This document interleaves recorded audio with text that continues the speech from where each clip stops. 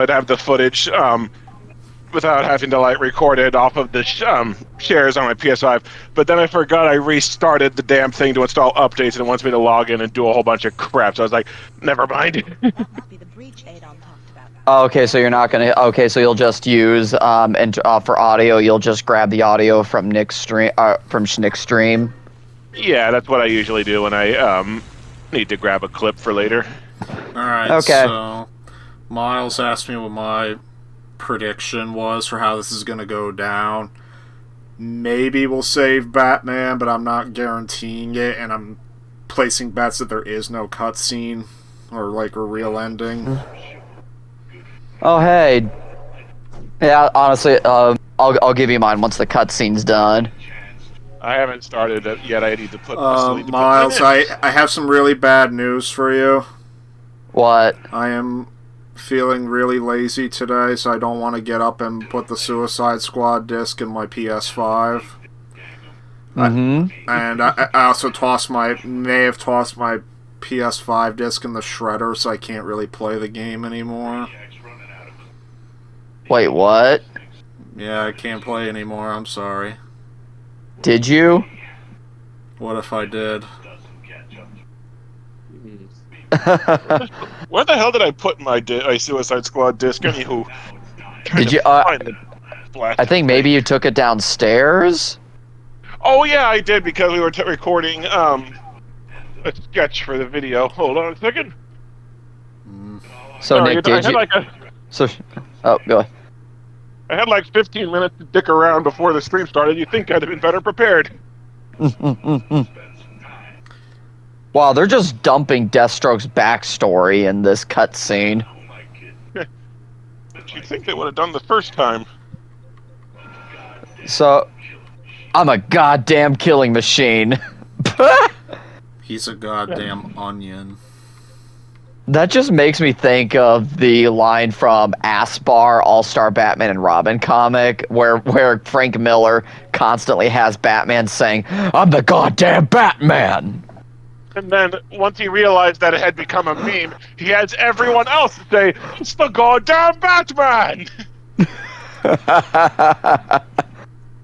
So Schnick, please tell me you didn't actually shred the disc. I did not, but I still don't feel like getting the disc. Not one little bit. So that's why it's So how are you gonna... So that's why it's a good thing the game's on PS Plus right now. Oh wow. Oh god, I have to download an update file. Wait. Is it free on PS Plus now? Yep. It's one of the free games this month. I totally forgot that was even happening. Yep, so... about it. Literally, the bittersweet ending of this game is that I don't have to touch that disc for the last parts. I love how, by the way, this final episode is called Balance. Perfectly balanced, as all things should be. Literally, that is what this game is. Thanos came into the DC universe to frickin' balance it. Well, as I read in a comment about, there's a Yu-Gi-Oh! YouTuber I follow named Rank 10 Yu-Gi-Oh! He put together a bunch of sketches of this, like, dumb side character, Ojama Lime, that it was kind of implying he was done with them. So one of the comments on the video was, Man. "Don't be sad that it's ending." Once he realized that it had become a witness it in the first place. He has everyone else. It's kind of like what I was with the Sony, with the Sonyverse. Like dumb side character Ojama Lime. Yeah, a lot of the things that apply. It was kind of implying he was done with them. So one of the comments, little under 2 minutes, and my update video was, Man. "Don't be Oh, that's sad good. that it's ending." Once he Got realized that it on had my become a PlayStation witness, for he has updating everyone stuff else. updating it automatically. The disc was inserted. It's kind of like what I was with the Yu-Gi-Oh! He Sony. put together Wonder if the store will. Oh wow. Okay, let's see. One of the comments, little under 2 minutes. Nothing new. It looks like on the storefront. It looks like they're just having a massive sale on some of the skins. Still not buying any. Yeah. Yep. Nothing new was added. Oh, bitch! I wasted money on my Mrs. Freeze skin. Then Okay, let me know when you're in the game, Jado. 66 Schnick. seconds left. Okay, Schnick, I think I sent you an invite. You did. I was just watching the cutscene. Oh, that's right, you were. I didn't realize, yeah. Terminate Okay, Brainiac so- once and for... So wait, they're advertising that you're killing Brainiac for good? Are they? That's what it said on one of the blurbs. Huh. Did not know that. So, should we end this game as our mains, or should we end it as squad stroking it? Let's stroke it. Okay. Okay, so we're stroking it. Sounds good. Yeah. I need footage of him anyway. Yeah. And to refresh my memory for writing the script on how busted he is. When we get to the final boss, I'll probably switch to my to Mrs. Freeze though. If there is a final boss, judging by the last expansion. Oh yeah, you're not kidding. Like, I know something happens at the end just because I caught a title of a YouTube video, but I don't know what. Okay. But yeah, so anyways, my final bet is they are not going to conclude the Brainiac story, and we are probably not going to get any more Kevin Conroy. My bet is we get at least a little bit of we get a little bit of Kevin Conroy. They probably wrap everything up with a cutscene. Okay, why are we That's my starting? guess. Well, I just Alright, I'm pressed ready. I'm getting in. Okay, sorry. I'm You getting are? into the game now. Sorry about that. Okay. That's fine. I just couldn't didn't know tell, we could- like, because for some you reason there were, could because for some reason there were two Schnicks showing up.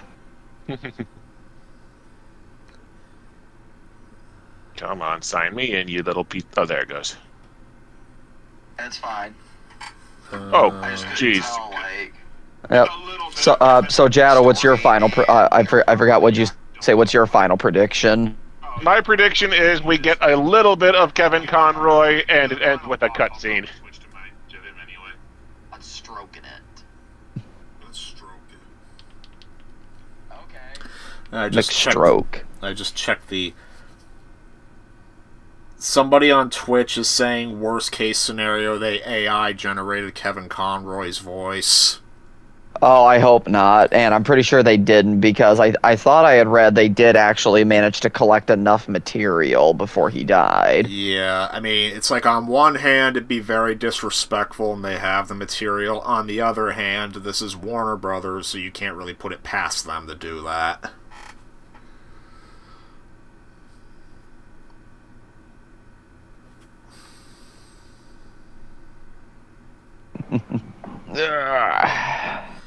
Yeah, no, I wouldn't be surprised at all, and that would be unfortunate if that's how we had to end this. Yeah, I'm still watching the cutscene. Sorry for the delay. Oh no, it's worries. Continue watching the cutscene. I just honestly, I've forgotten if I even did send the invite.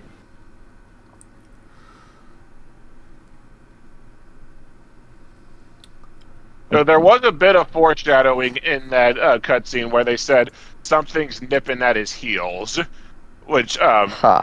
almost like something else is fighting Brainiac. That's probably going to explain like why we just run out of them. Bec- Okay, I went back in Brainiac. I went back in the stream and it straight up says beat Brainiac for good. So in Yeah, one I'm of the going through it blurbs. now. Yeah. Oh, Libra. I know they were involved in one of the Crisis comic events, but I don't know anything about them. Hmm. I just realized. And I also saw there's some Dr. Savannah weapons. Okay, I'm getting in now. Okay, yeah, you'll probably So did everyone hear what I meant by generic ass music on the PS5 menu? It's still. I hadn't really gotten the update yet, so it still had the old song. Oh, for me. okay. Okay, yeah, for me it was just like a very generic electric guitar sound. Okay, I think I need an invite. Okay, I will send it to you once the yep. Once the thing slow once that slow panning shot gets done. Yep. Episode 8, Balance. I like He's in how a death stroke. I like how Lex is with us this time. I think he usually is. Yeah, I thought he usually was. Not usually. I don't think. Okay, sending it to you now. Yeah, I need it. Why on do the- I there we have go. 36 squad points? I have 64. I got jacked all the 72. Your connection What to the the- host has been lost due to possible bandwidth issues? What? Why am I at level 151? I am at level 172. Are you 119 able for to get me. Are you able to get I in? I have 53 squad points, and no, I couldn't. I can't get in. Let me try again. Yeah, I tried joining yours, and I got disconnected for bandwidth issues. That's odd. Holy crap. Yeah, I have. You want to know how much I got? I got 64 squad points to spend. I I had got 30. 53. I had 32. There we go. Now I can join you. Oh wow, yeah, holy crap, 64. Jesus, I gotta use these. Yep. Yeah, no kidding. Now, let's see, the 64. balls? So let's see, I'm using sniper rifle right now and shotgun. Okay, I think I'm gonna upgrade my sniper rifle all the way. Just give it a huge damage buff. So yeah, make sure to put that in the video that the game, like, as far as we know, out of nowhere, just gives you a shitload of skill points. Yeah. Okay, I have officially joined in. I will now spend my squad points because holy fuck. Holy crap. I actually gave myself a noticeable boost in the puny ass health bar. Nice. Yeah, Jesus Christ. Yeah, I just fully upgraded my sniper rifle damage, and now I've almost fully and now I'm halfway to upgrading my shotgun. Actually, more than halfway to upgrading my shotgun damage. Fully upping my shotgun damage. So Deathstroke's probably about to be even more broken. That's nice. Let's see. Yep.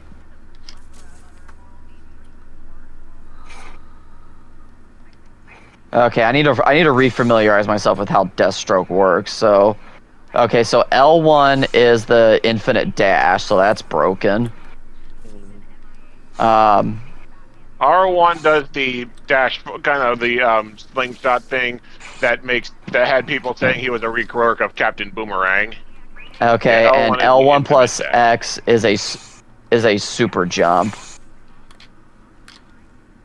Yep. Okay, that's a super jump, and then. Yep. Okay. Yep. Okay, I'm gonna examine the map, see what we've got to work with. Yep. Okay, to fight Brainiac, we need a squad rank. We need an episode rank of 10, which should be piss easy to reach. We have killing time, EFX versus everything. There are 6 incursions plus the survival mode killing time, at basically all clustered at the bottom of the map. Well, I guess we'll start with Soldiers of Misfortune. Sounds good. Yep, guess we'll head there.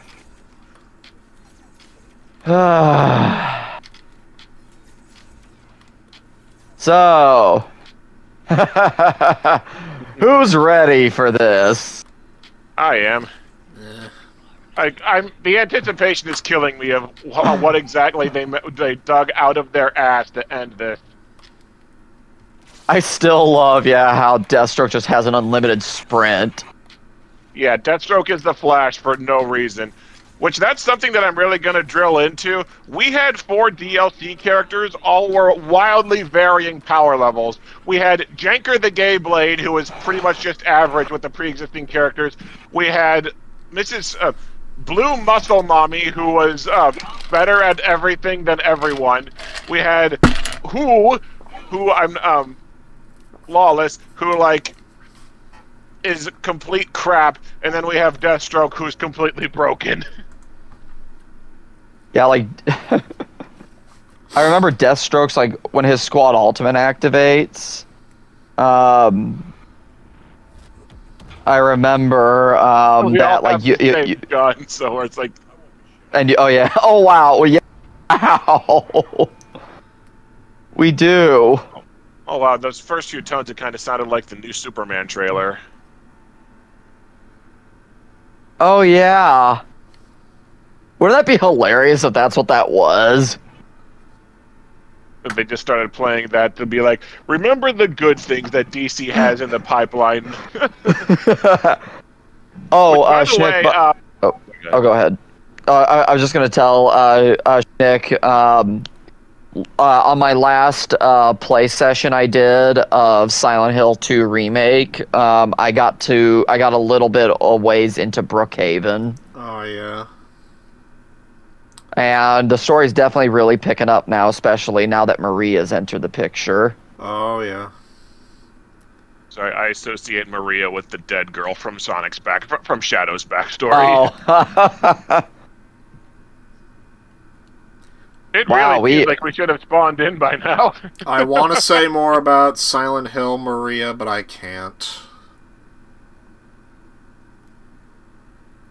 Someone in the on my Discord in the general discussion was talking about how like, oh wow, they gave up on the medieval shit. Wow. It's just demolished now. I'm about to say no, they didn't. Like you were about to send me into shock. Well, anyway, someone sent me a message. Someone in my Discord was talking about how, why is it suddenly sunny? Yeah. Talking about Warner Brothers has basically admitted that its live services of Kill the Justice League and Multiverses are going nowhere, and they're looking into like teaming up a lot more closely with Fortnite, apparently. Of course they are, because everything's got to be Fortnite now, including Call of Duty. Yep. Yep, it does. Like they just added a Squid Game to Fortnite, not to Fortnite, to Call of Duty. Yeah, Call of Duty's been doing like the crossover characters a la Fortnite for a while. Like they had Ghostface and a John McClane and Rambo and Black Ops Cold War. Then they added the freaking Terminator and T-1000 to Call of Duty Vanguard, a World War II game. Oh, by the way, Wait. our objective is just kill 200 enemies from. Yeah, of course it is. I'm guessing that's not going to change the rest of the night. Holy crap! I literally just like did a killing animation where the enemies were just like I was literally stabbing nothing, and the animation played out. Sounds about right.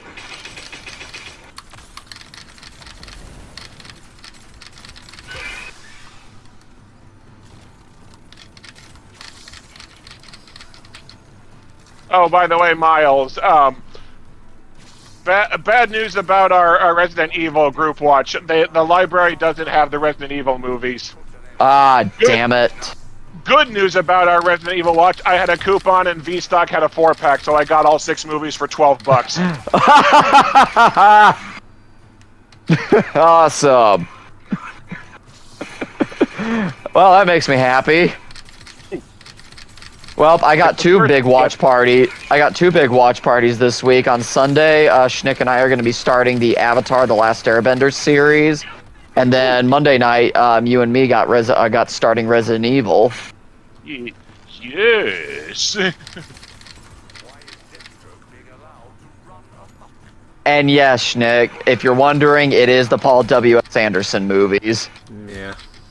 I remember, I forget which movie it was. I think it was one of the Resident Evils. Like, Bill.com, well, now Double Toasted, they said Paul W.S. Anderson. They translated the name to Paul Worthless Shit Anderson.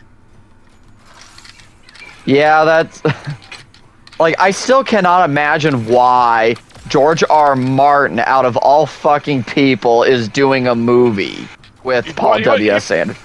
He must really be one of those. Well, maybe he confused him with Paul W. Anderson or Paul Thomas Anderson, whoever it is that does that like Asteroid City shit. But also, maybe he's just one of those guys that'll do anything to get out of having to do work. Yeah, that sounds about right. I know that Paul W.S. Anderson was actually not behind the director of every movie he did. Like, I think it was only the first one, and then 4, 5, and 6. I forget why he didn't do the third one, but the reason why he didn't do the second one was because he was working on AVP. Oh yeah, that was fucking worth taking time off from the Resident Evil movies. Yep. Christ. I might switch back to Mrs. Freeze just because I'm not used to Deathstroke's play style, but I'm a little like dug in with Miss Freeze. I'll probably play with him for a little bit longer. I'll probably play with Deathstroke a little bit longer, but for the Brainiac boss fight, I'm absolutely switching back to Harley. Yeah, just seems right. I'll stay Deathstroke. Okay, so you'll keep stroking it. Yeah. Because Deadshot's a toy boy. Yeah. Hanging out with friends, got my sushi fix, got a good workout in, got a new video uploaded. If it weren't for the heat being out all morning in the dead of winter, this would have been a pretty damn good day. It's still a pretty good get. Still a good day. I was able to get a repairman out to fix it the same day, but it took him over 3 hours because apparently my heater broke in a very obscure fashion. How obscure? Like a solenoid in the gas valve broke.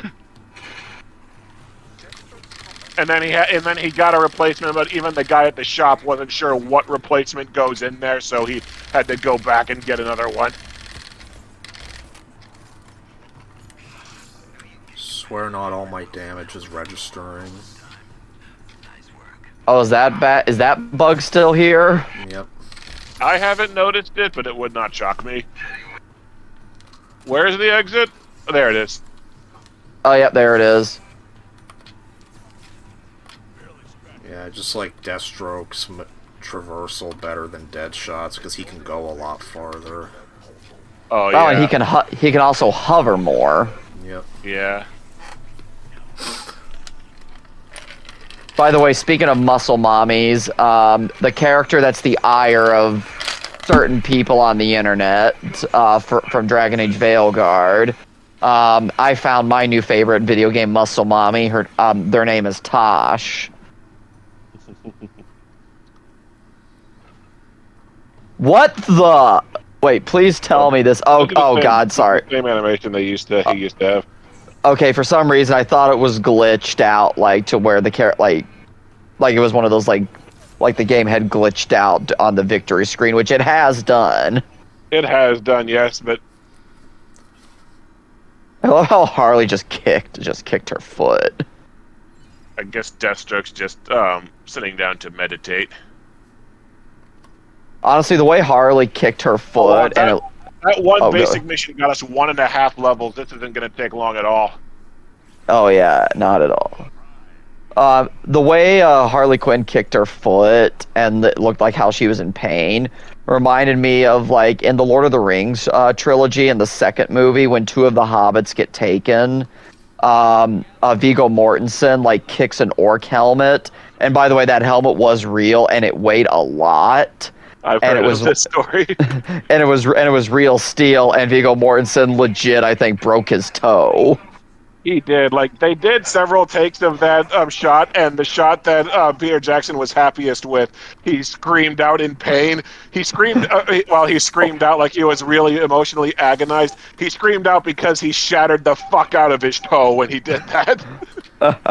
That's like when they were filming Mission Impossible Fallout, and then Tom Cruise had to jump a building for a stunt, but he kind of fucked up the jump, and he broke his ankle, but he kind of kept filming, and that was the shot they used in the movie. Kind of reminds me of also Django Unchained, where Leonardo DiCaprio legit broke his hand on busted glass, and actually busted a glass with his fist, and then his hand was legit bleeding, and then he just kept going with the scene, including wiping the blood on Kerry Washington's face. And I told you the story of how Raul Julia, aka M. Bison from the live-action Street Fighter, once had his eyeball pop out, and he just popped it back in. Jesus Wait, like- Christ! Like his for real eyeball? I think so. Oh my Was this god. filming Street Fighter, or was this filming something else? I think it was film. I don't even know if it was necessarily filming. It may have just been like a break. Oh, yeah. But it would have been it was near the end of his life, because he was filming Street Fighter when he was like fucking dying of cancer. Yeah, because it was something his kids or grandkids would have really Yeah. liked. I still need to watch the Raul Julia Street Fighter movie, because I've heard it Oh, so do actually I. I have heard it is one of the best kinds of enjoyably bad. Like, I've That's heard what it's I've a heard, really too. I bad need to watch it movie. also. I've heard it's a really bad movie, but like the one thing that kind of saves it is Raul Julia's M. Bison. I have the movie. I got it in a Jean-Claude Van Damme collection. I heard Jean-Claude Van Damme was like high on coke during that movie. Would not be surprised. Like, basically, Jean-Claude Van Damme was sort of like was sort of a rival to Steven Seagal in the 90s, like, for how they were in trash action movies for, like, the 90s, but the difference is that Van Damme is indisputably a better person, because even though he was high on coke and everything, the guy later acknowledged his faults. He even made a movie called JCVD, which is basically sort of like a satirization of his career, and like there's like the best scene in the movie is like where Van Damme like gives like a pretty emotional speech just reflecting on like his life and career, and like it's actually like it's like a display of like how he's not just a dumb action star, like he really can act. Yeah, well, the only Expendable... I thank Miles for showing me this. The only good Expendables movie is Expendables 2, and Jean-Claude Van Damme is the villain of that, and he's awesome in it. He is, yeah. It's all, like, Well- Expendables 2 is the one that really got the perfect just mixture of, like, self-aware, because he's the villain, and his name is literally Villain. Only done with a it- French accent, so when it comes out as Villain. Oh, you know what's funny?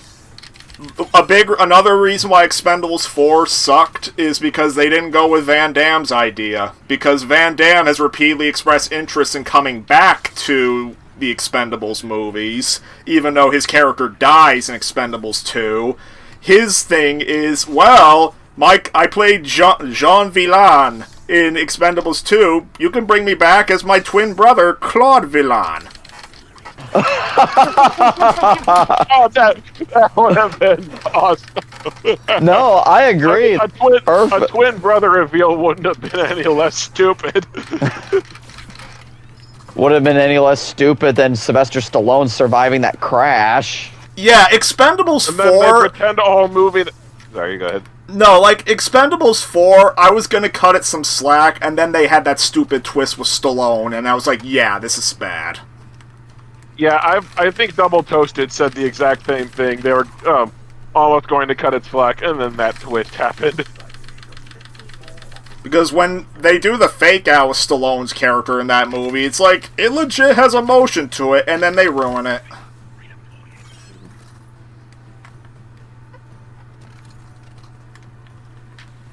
And, I mean, it made sense because Stallone was jumping up and down saying that 4 was going to be his last one, and then if they made any more, Jason Statham was going to take over. Well, since apparently Crank 3 is never going to happen, so or they keep saying it's going to happen, but it isn't. Well, coming together. apparently Jason Statham is busy working with David Ayer on a generic like title movie called Working Man. Yeah, Oh, after for he did fuck's sake. Beekeeper. Yeah, how much you want to bet Working Man is a secret title for some government organization just like Beekeeper was? Yep. Probably, yeah. I will say though, like, Jason Statham does actually have a lot of charisma as an action star, and for that Yeah, reason, Jason- And Yeah. and for that reason, I can tolerate even like the generic David Ayers stuff he's doing. Like, yeah, Jason Statham is great. I got a Jason Statham collection that's where I saw the 2 Crank movies. It's just he's in so much like generic stuff that, where he's the only good part in it is the problem. I think I may. Is that a 6-movie Jason Statham collection? I think it is. Yeah, like 'cause my mom and I started with Wild Card, which was a bad choice because that movie was like really generic. I think I have that same collection. The only movie I've watched from it is called War. I did not like it. War and The Bank Job are the only 2 movies from the collection I haven't watched yet. Well, I'm expecting. From what I understand, War is supposed to be the worst one in the collection, so we'll see what you Oh, think. crap in a hat. Yeah. We'll see. Like, Bank Job and Transporter 3 weren't bad, they were just really generic. I have the first I know 2 Transporter movies in their own collection, because for some reason 3 had a different distributor than 1 and 2, which is why they're never That would together. explain why Transporter 3 feels like a dumb action movie that is in deep denial of it being a dumb action movie, because it tries to play it serious. And I was kind of disappointed because I know there's a Transporter movie where he's got like this hot Asian actress just tied up and gagged the entire movie. That I was hoping for that one, but that wasn't it.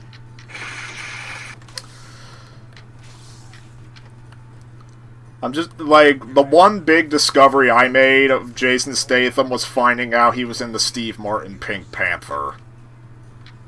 Oh wow, I've seen the Steve Martin Pink Panther movies, both of them, and I didn't know that. Yeah, He's also the honestly- voice Yeah, of- he's the football coach who gets murdered at the start of the first one. Oh, he's also the voice of Nomeo in Nomeo and Juliet, and I think in the sequel, Sherlock Gnomes. Oh.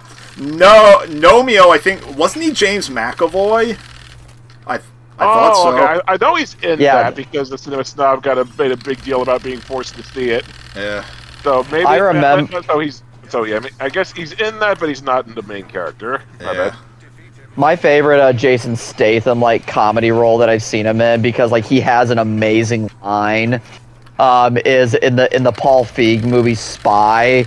Oh, He's in a scene with Melissa McCarthy's character, and his line is he's going through like, you know, so Melissa McCarthy in the movie is like a very inexperienced spy, and Jason Statham's very experienced. Like he's in a scene, he's telling her about all of his experiences as a spy, and I believe one of his lines goes something like this: I once convincingly played Barack Obama in front of Congress. Oh my god. And just like the mental image of Jason Statham dressed as Obama just has me giggling. How many I remember bullets liking is that Spy when I fucking saw it in room going to take? theaters. There, I finally got the little bastard. Oh, how are you still alive? There he There, I goes. got it. Yeah, I swear that was glitching out. Maybe.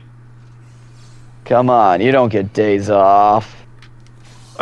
Rick Flag on mine said getting close to the finish line put a pep in your step, so like the audio is like trying to make it sound like yes, we're going to the fight, like finish off Brainiac. Wow, so they probably are just gonna combine all the Brainiacs and just say done. I think I know what's going to happen. Just again, I saw like a title card and a title on a YouTube video, but I won't say further. Okay.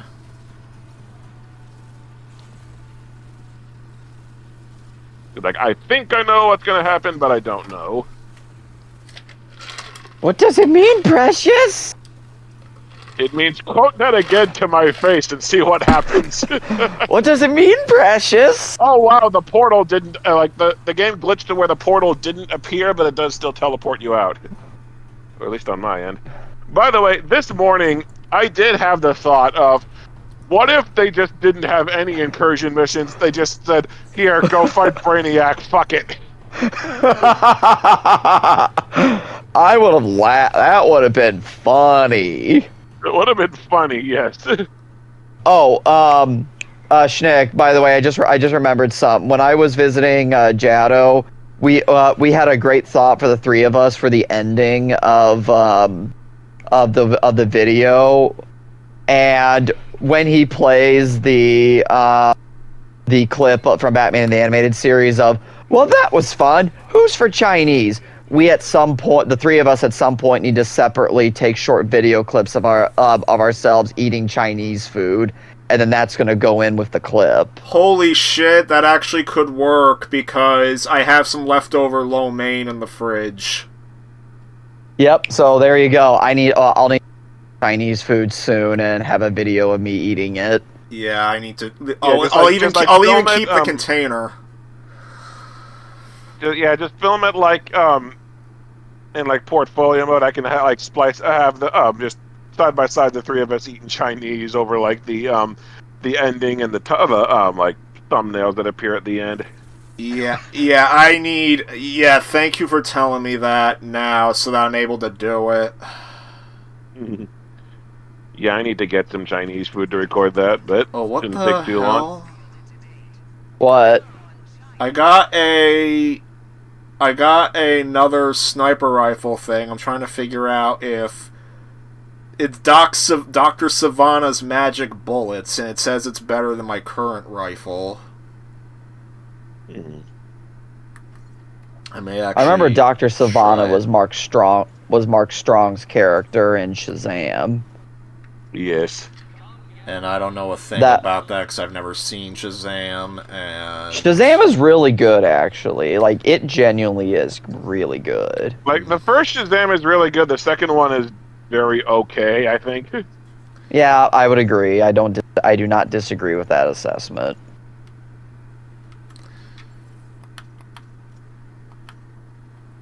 Oh, yep. Although, like, the credit scenes of those movies are like the perfect satirization of the DCEU, because the first one is a post-credit scene of Mark Strong's character in prison, and he gets visited by the bigger villain. The stinger of the second movie, he's still in prison, still waiting for that second villain to get his shit together. Oh, yeah, the Caterpillar, that according to Sean is actually like a really major villain in DC. Yeah, Mr. Mind or something like that.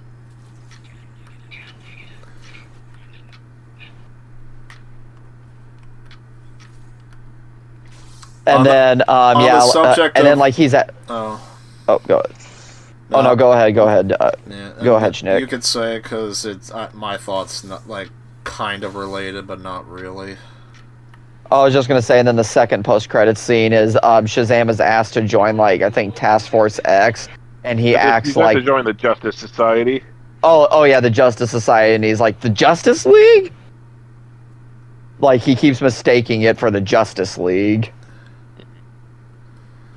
But yeah, sorry. Go ahead, Schnick. Well, now there's two things. That reminds me of how Shazam had a single episode in Justice League Unlimited, where he wants to join the Justice League, and then the episode ends with him refusing just because it's part of the story arc where he now views Superman as like a broken pedestal.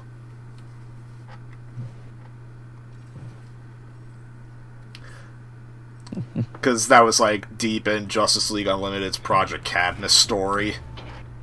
Yeah. I still need to watch the Justice League animated series. I've seen almost all of the animated series. There were just a few episodes that didn't play on the library DVDs. I still need to watch Justice League Unlimited, though. Like, the thing with the original Justice League series is that it's almost exclusively two-part episodes. Like, that was, like, the unique thing with the original Justice League series. It was an animated show that was appropriate for kids, but really it was more so for adults, because, like, nearly every episode followed, like, the hour-long format of, like, most, like, live-action, like, dramas, like, stuff like the Arrowverse and all that. And Go ahead. Sorry. and then I Justice League Unlimited went back to like the half-hour like format that like usually stuff of that kind uses, but like I think they started like Justice League Unlimited was a little bit more about long-form story arcs, but the original Justice League was more episodic. Like, Yeah.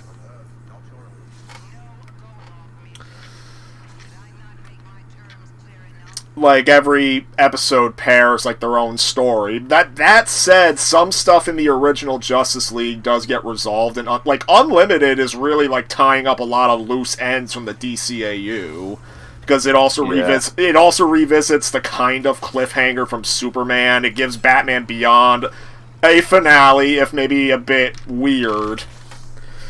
And Oh yeah, that weird thing. Yeah, that weird thing where they decided to just make it literal that Terry is the son of Batman. Yeah. Instead of just like being a metaphorical. Yep. And like, I like to pretend that Justice League Unlimited's ending comes like right before the Return of the Joker flashback. Oh, I can see that. I think that's actually like they've said that is how the canon works. Like Return of the Joker's flashback is like the end of like the modern time DCAU. Yeah. Like I think they've said Justice League. Can't find any damn enemies. I think they said Justice League versus the Fatal Five, which will probably be the final DCAU-related installment we ever get with Kevin Conroy's passing. That's also supposed to be, like, sometime after Unlimited, but before the flashback. Yeah. I still appreciate the Fatal Five is not my favorite movie of the DC animated movies, but I do appreciate it for being a canon movie. Like, it is said to be canon with the DCAU, and it's also the last, I think it's the last animated movie that had Kevin Conroy in a full role. I think so too.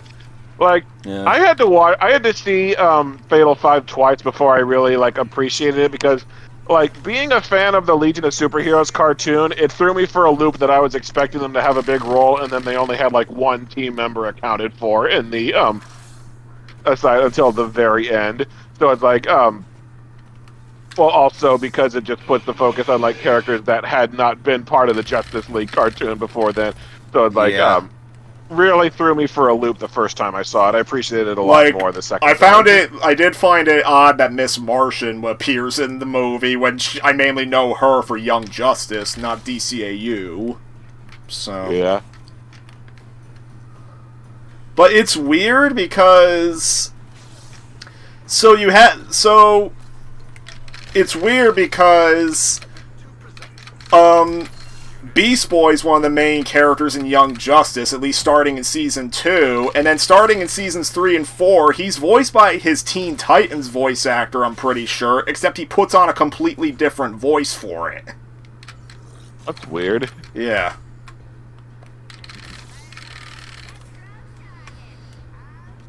Eee. Like, Young Justice is like a weird case for me because that show was unfairly cut short after Season 2. We got the miracle of them bringing it back for Seasons 3 and 4, and then it felt like they overestimated their ground. Like, because they were so damn confident that they were just going to keep getting renewed for more seasons, that Seasons 3 and 4 didn't... Like, Season 2 ends with the implication that there's going to be, like, an apocalypse story with Darkseid. And then I watched all of 3, and they have, like, a little bit of apocalypse there, but that's not really what they do. And then they just kind of turned their wheels for 2 whole seasons, didn't really do much of accomplishing that, and then they were unceremoniously canceled. David Zaslav. Oh, for fuck's sake. So, they had a second chance and they blew it.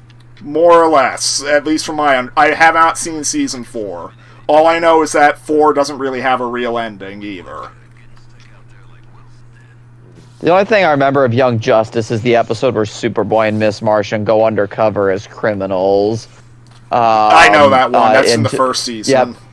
Yep, and they end up like... Okay, so the criminals, they go undercover as our brother and sister, and then the reveal, like, to the prisoners that they're actually, like, League members is a scene where I think Icicle Jr. or something is his name, like, finds them kissing it, like sees them kissing each other, and he's like, dude, that's your sister! That's what I just said. We're from Texas.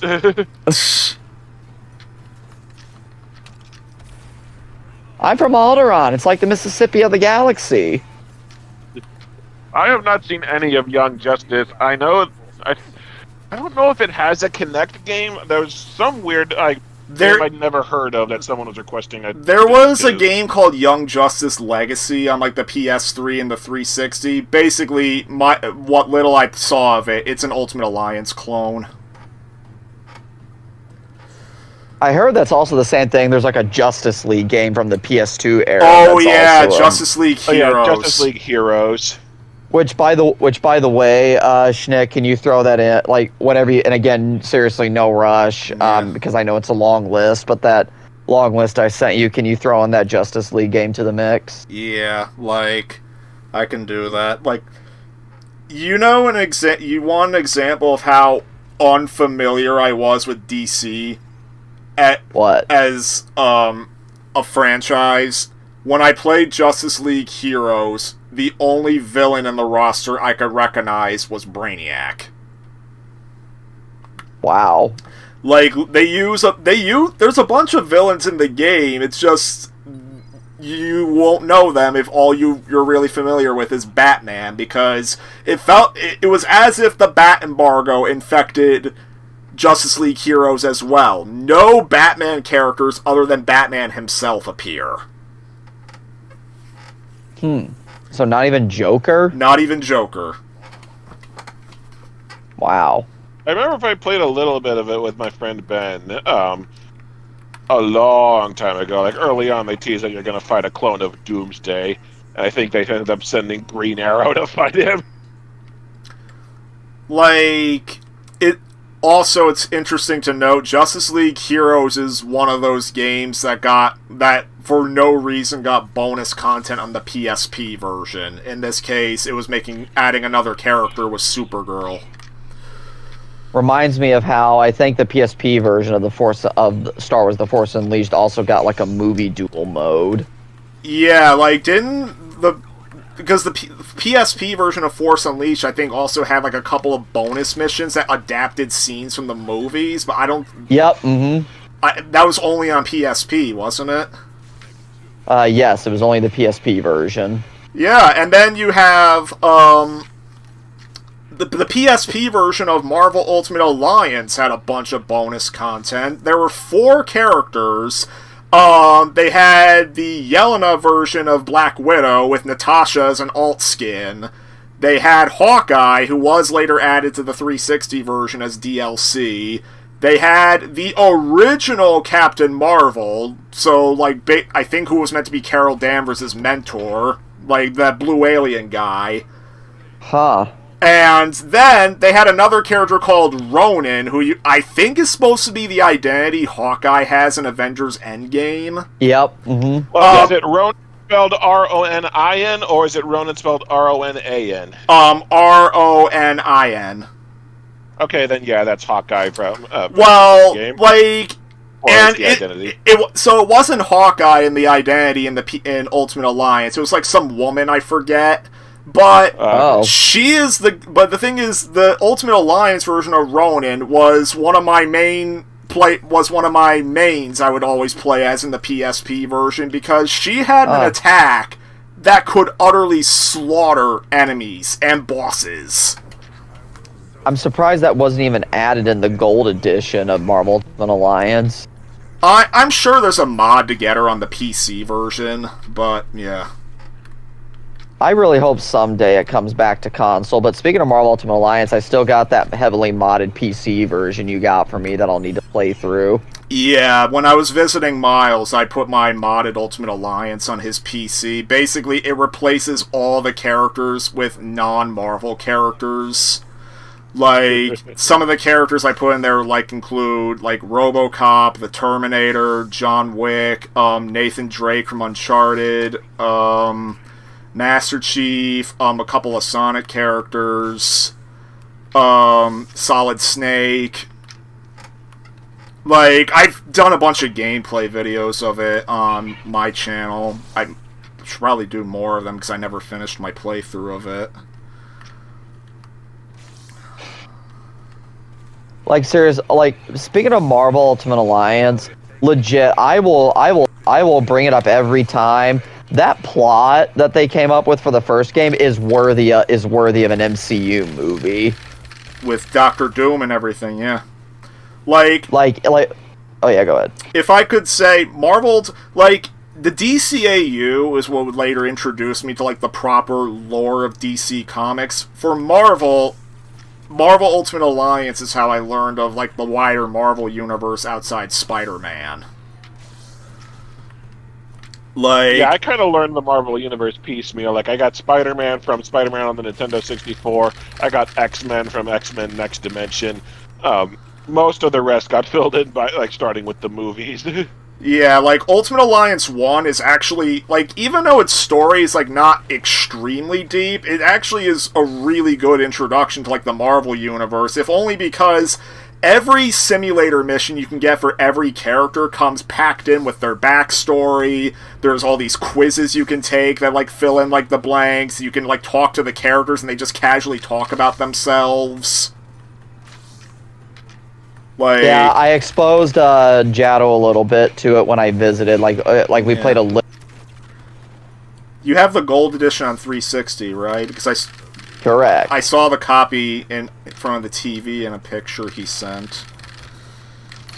You know, Yeah, well, I got my own copy of the gold edition. I had to drive an hour away from home to a GameStop that had it in stock because I was not paying scalper prices on eBay. So. Yep. You want to know, like, when I got my copy of the of Ultimate Alliance Gold Edition? Yeah. This is how I found out when I pulled it out to play it with Jado when I visited. I still had the fucking receipt from the disc replay that I bought it from, and guess when it was? How much? 2011, and I'm talking like the year. Oh, the year. Yeah. Yeah, it was 2011, and when I saw that, I'm like, fuck, I'm old. Well, I got my Ultimate Alliance Gold Edition disc in 2013, so not too far off. Like, I still remember the day, frickin', when I was looking at GameStop's website, because they had it for $40. Like, everywhere on eBay was, like, no less than $60, and I didn't want to pay that much, especially since I didn't have a job at the time. I found a GameStop that had it. I called ahead just to make sure it wasn't an error on their price listing. I even asked if they had, like, the case manual and everything, because that's what I liked. They confirmed it. My dad drove me up there, and then I asked him about it, and, like, one of the employees was like, wait, you were the guy who called? I was like, yeah. And and I took it. And Yep. it was it and the 360 version of the orange box, like, where I bought those before I even owned a 360. Because I was saving up money to get a 360. Why are my bullets not doing anything? I caught a clip of that where I was shooting at one of the mines for a Green Lantern construct, and they were doing nothing. Wow, I am the only one apparently not having that. I'm saving. Like, I haven't had it widespread, but I've still had it here. I'm finally trying this. I just got a clip. Finally trying this Dr. Savannah rifle. Yeah, this full-auto sniper rifle is insanely powerful. Okay, actually, yeah. I do like the Dr. Savannah rifle, actually. Like, that's the weird thing. This update has been adding rifles that are actually useful because they make them auto-fire.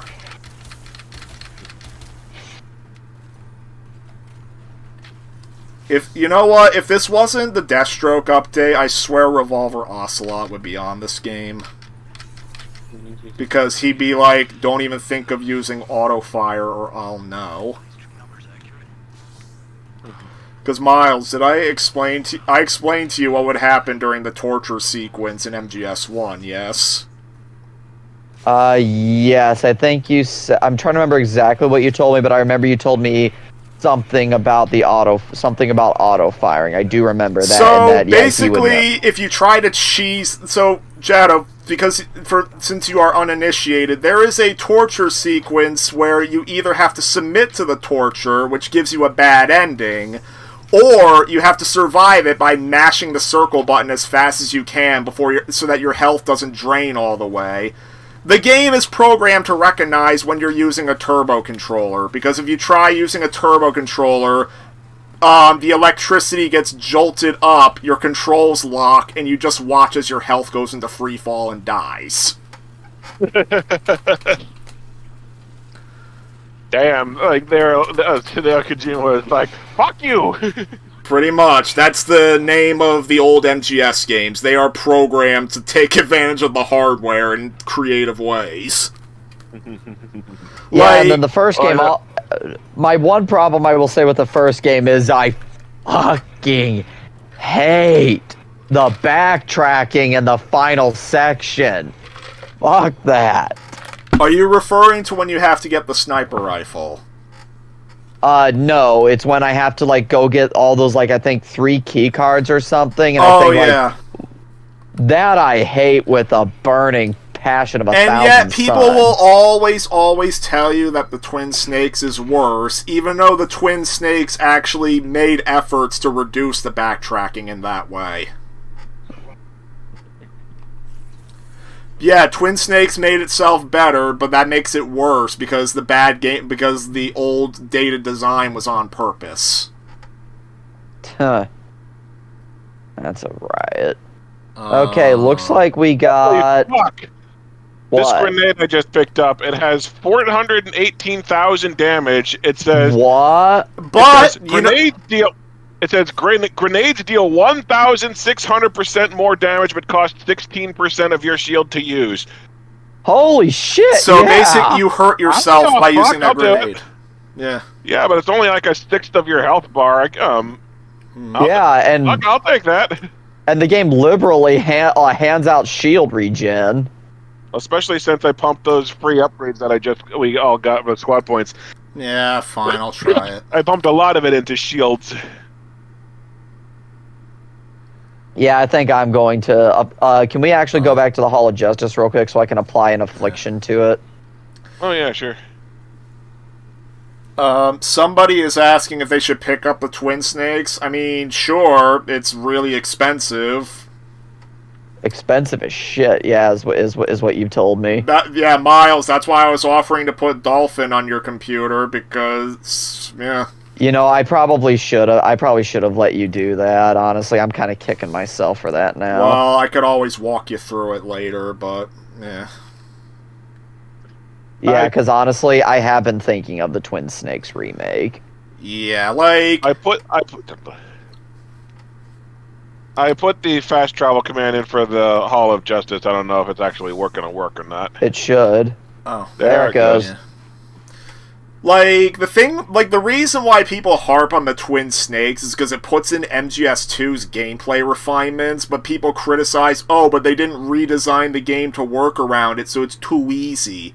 I would not say it's quote-unquote too easy, in my opinion. And, like, it's definitely easier than the original game, but not to a fault. And another thing people criticize is that they overdo it with the cutscenes. Like, they are admittedly pretty ridiculous to watch in some of them. How ridiculous are we talking? There is... like, I guess have they not seen a Hideo Kojima game? One of the additions they make to the Hind D boss battle is that Liquid fires a rocket at Snake. Snake jumps in the air, backflips, and bounces off the rocket before he deals the final blow. I'm sorry, what? That sounds like some Fast and Furious shit. Pretty much. Yeah. The funny thing is, the cutscene director of that game wanted to make the cutscenes more faithful to the original game. Kojima's like, no, make it crazy. Wow. Yeah. Because So Kojima's always been a crazy ass son of a bitch. pretty much. If you don't mind, If you don't mind, I'm gonna go use the bathroom quick since we're here. Oh, no worries. We got. Yeah. Yeah, we all good. Okay. God, this grenade feels busted. Well, it sounds busted. We'll see if it's if it is or not. Yep, and I'm going to. Let me see. I'm gonna see Toyman real quick.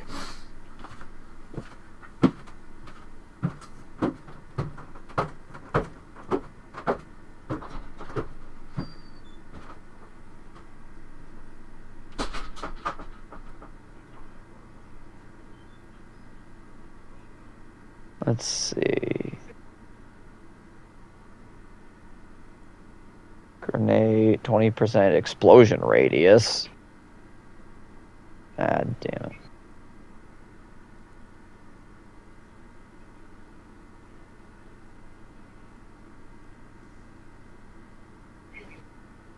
And grenade drop chance. Yeah, I think I'll.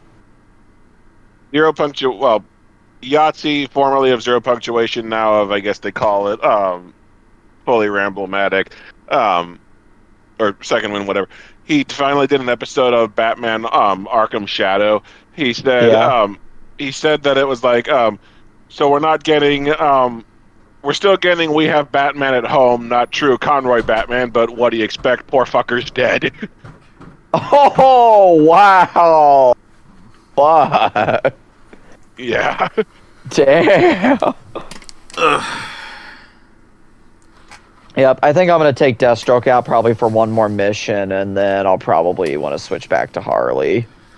Oh, yeah, that's a good idea. I think I'll just switch to Mrs. Freeze now. Actually, yeah, I think I'm going to do that too. I mean, do whatever you want, just I think I've had my fill of Deathstroke. Yeah. And then Schnick will just keep stroking it. Yeah. Oh, shit.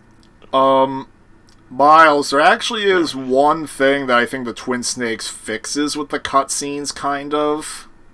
How so? So, in MGS1, the big thing they explain why Otacon's not able to really go with Snake, other than him being a complete wimp in terms of combat, is that he twisted his ankle trying to get away from the ninja. Well, as far as I know in MGS1, the game just sort of forgets about that afterward. Whereas in Twin Snakes, he actually keeps that limp for the entire game. Like, I think it's only like in the ending sequence where he finally is able to drop it a little bit.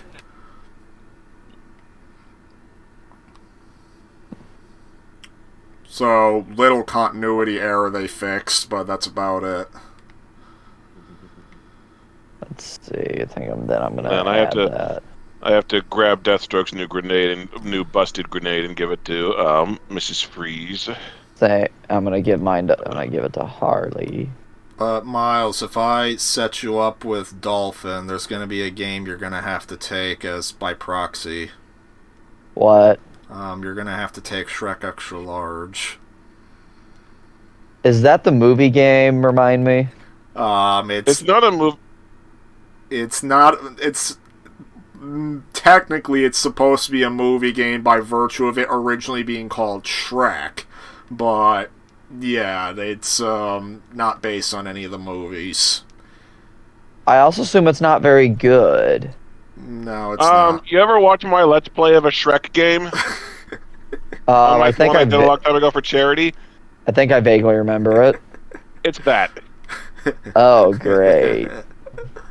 Is that the one where you can, like, burp incessantly as Shrek? Yes. Yes, and if you eat a hot pepper, you belch fire, and if you fart and then belch into the fart cloud of fire, it causes an explosion that lets you moon jump.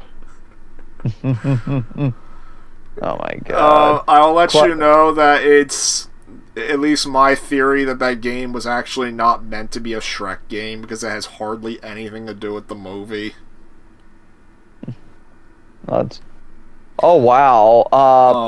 I equipped that Two-Face grenade to Harley, and because of the current villain synergy bonus, I deal 50% more damage to enemies below 50% health, and I take 50% less damage from enemies above 50% health. So that basically that's a huge damage nerf against enemy. Like enemy's damage is heavily nerfed. But sorry, go on. I did. No, I was gonna say about Shrek Extra Large is that another thing is that Shrek's face is is not quite as nightmarish as like the test footage Shrek, but yeah, it's kind It of bugs out a lot, or it seems like anyway. What is that? There's a point like in the late game where Shrek puts on the knight armor that he wears like during the Dragon's Keep part of the movie. I joke that's him getting a muzzle put on him because he looks like a wild animal. Okay, sorry, I'm taking a look at my... I accidentally reapplied that neck bomb mod that makes it drain my shield or something every time I perform a takedown.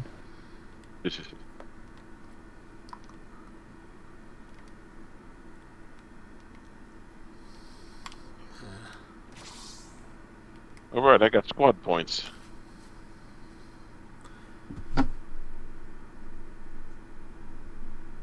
Active. Put them into heavy weapon ammo. Let's see, 13% even new, Oh. 19% scroll ultimate duration. Okay, so yep, I definitely. And then what the fuck? The game crashed. It what? Oh, shit. It fucking crashed for me. Well, the interface just went a little wacky for me. We'll see if it does for me too, or what happens. I haven't crashed yet. Okay, it kicked you out and replaced you with the sewer shark. King Shard in his chocolate skin that looks like an animate pile of shit. Well, now I might have to download this thing so I can frickin' send you that clip if you need it. Yeah. Okay, so yep, I will invite you back. Okay, I don't know if this is the result of a mod I've got, but why does Mrs. Freeze look like she's got 4 jets coming out of her ass now? I never noticed that before. Nope. Let me know when you're ready, Schnick. After the end, so I can send you the invite. Yeah. We are already Well, over halfway to the Brainiac fight. I just want to put that out there. So we'll we're- get it tonight. If we beat the game today, I think I asked this last time, but would I be able to do Amazing Grace on the kazoo? Well, not. Yes. Oh yeah, definitely. Well, not yes, please not a real kazoo if- because I don't have one, but I can mouth it. do it. I'd Yes, say if- please. Yep. Mhm. Yep, please do. Unable to reach server. Please attempt to sign in again. What? No, same thing happened to Jada, so I'll invite you. I'll invite you.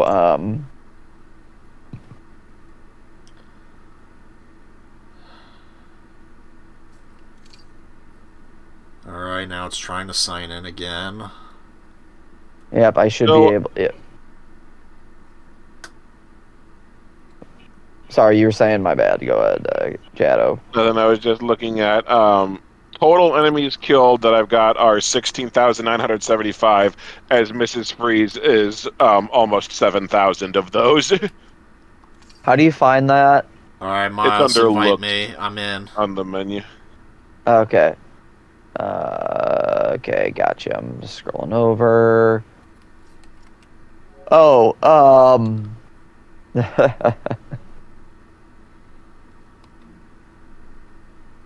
Okay, I think I sent it. Let me try it again. Please tell me that invite's sent.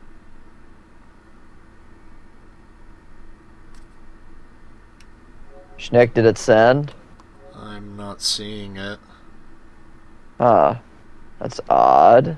Let me make sure it shows me online, if that helps. It does. Yeah.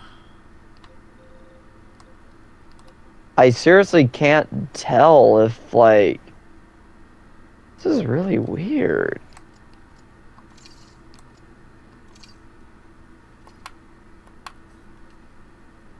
Yeah, like it's almost not letting me. Like I am actively pressing the invite. I don't know what's going on. This game. Okay, let me move her. This Oh, game go ahead. actively does not want us to finish it today. Oh wow! On my squad menu, it's showing Schnick is already being part of the group. Huh. Oh, there it is. Yep, it says you're in. Oh, it is? Yeah, yeah, Oh. yeah. It shows you're in. Oh, wow, okay. Yeah, you're in. Like it just doesn't say in game under you. Spectre's asking when we're gonna drag him to more movies. I mean, if you're open tomorrow, we Santa and the Ice Cream Yeah, we're Bunny. watching. I'm looking forward to that because I've heard that is one of the like all-time like infamous bad movies. Yeah, just keep in mind it's Too gonna bad be. It's too, Oh, sorry. Go on. I was just gonna say, too bad that Spectre missed out on Dancing It's On. Yeah. Like, keep in mind with Santa and the Ice Cream Bunny, the quality's gonna be a bit iffy. I found out that Tubi has a higher quality print, except it's a completely different print of the movie that is not the one I wanted to show you. So I have to show you the one I found. That's the more well-known print of the movie. Oh, yep. I got. Not be that the one. quality was much better on the official print. Like, it's still grainy as hell, but it at least looks more higher def. Well, unmaking history. Tomorrow night, Spectre, but you might be busy. Going back to Mrs. Freeze is like slipping your favorite suit back on. Yep. Same with Harley. Is it sad to say that I'm indifferent to not having Deadshot? No. She's far more impressive than the last fox I sat on. Yeah. While we were recording bits during Miles' visit for the Suicide Squad update video, just to goof off. I recorded a bit of Knuckles sitting on Giga Crystal, who, by the way, is sitting next to me under a blanket still from the freezing this morning. I had Knuckles say, she's far more impressive than the last fox I sat upon. I love how the implication to that line is that Knuckles sat on Tails at one point for some reason. Maybe Tails, I guess, was Oh, go ahead. No, you can say. I was gonna say maybe Tails was having a temper tantrum and Knuckles had to sit on him to calm him down. No, what I was thinking... I think it's more that Tails lost a bet. No, I was thinking it's more that it was him getting his promised revenge that he promised him at the end of the second movie. Because what did he say at the end of the... Because when they're getting ready for the final battle, like, he's flying the plane, he's like, during the chase scene at the start of the movie, like, where Tails rescues Sonic from Knuckles, like, he runs him over with Wade's police car, and when they're flying the plane, like, Tails apologizes for, sorry I ran you over with a car, and then Knuckles is like, all is forgiven, and my revenge will come to you when you least expect it. Yeah, I do love Idris Elba's Knuckles, because, like, if you watch, like, the behind the scenes of him, he's actually wearing Knuckles' fist in the recording.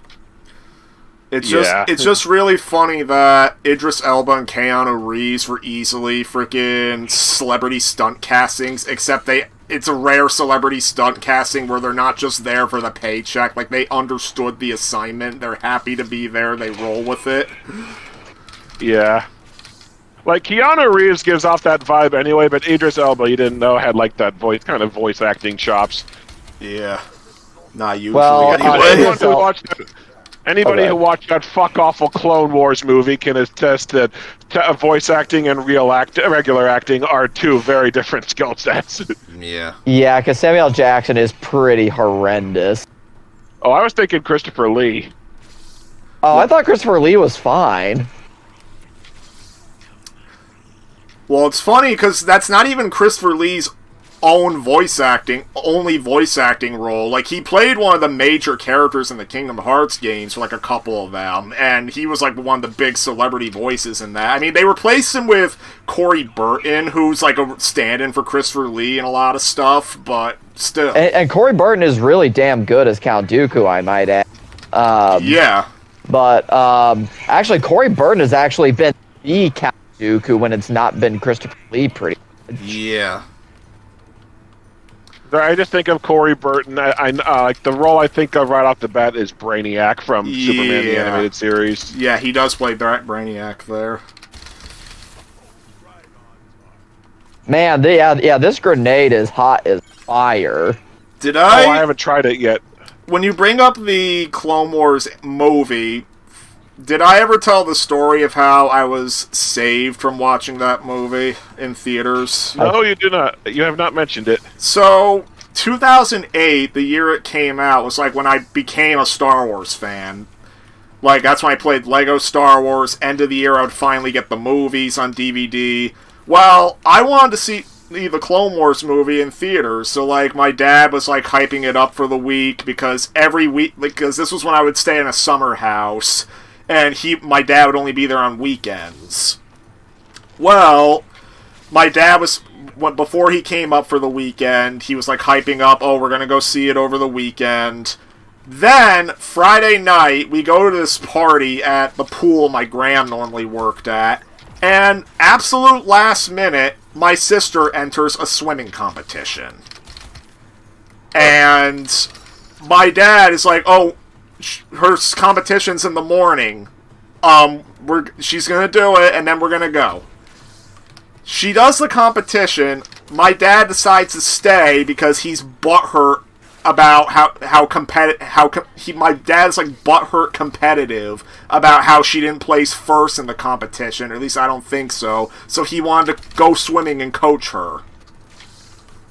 Oh, jeez. And then 6 p.m. comes by. He stayed until the pool closed, and he comes home. I was like, we had gone to movies in evenings before during the summer, so I was like, are you ready? He complains to me, I'm tired. Can we do it another weekend? And I got butthurt too, and I'm like, you know what? No, I don't want to do it now. Like, on one hand, you dodged a bullet. On the other hand, that was, sounds like your dad was kind of being a dick. To both of you. Well, my sister didn't mind it all that much because it meant she got to swim more. Ah. So... glass half full, I guess. Yeah. Yeah, that be sometimes what I got, but it's whatever. And I saved myself from the movie. And, like, it's so weird because, well, I just got stuck in a frickin' wheelbarrow. And Wheelbarrow roll. Do a wheelbarrow roll. I clipped that in case you want it. Alright, Oh, thanks. yeah. So Yeah, I sent Jado all my clips previously. Did you get those, by the way, Jado? I did, yes. Okay. I forgot if I have clips from last time. I have to look. I just haven't been working on the next video, on the Deathstroke video in earnest because I was focused on the Sega CD thing. That Oh came yeah, out no, today.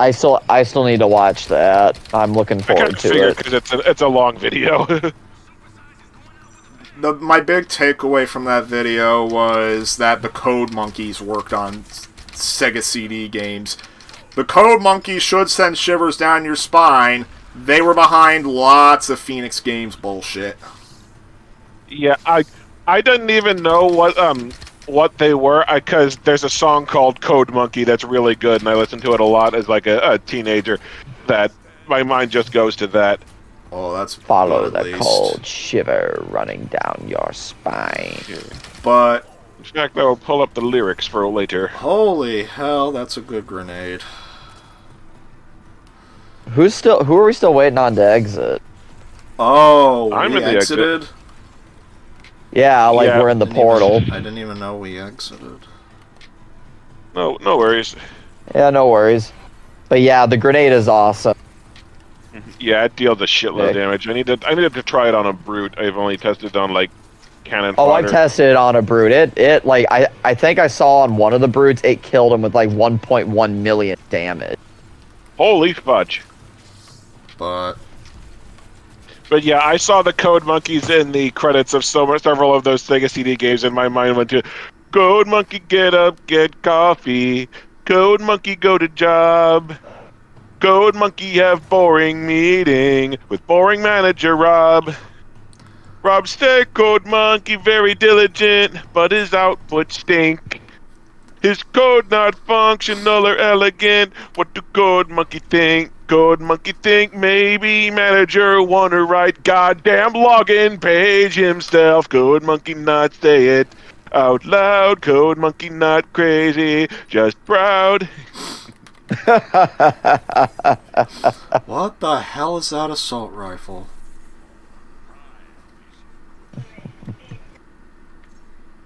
Yep, it's not better than my current one, so too bad.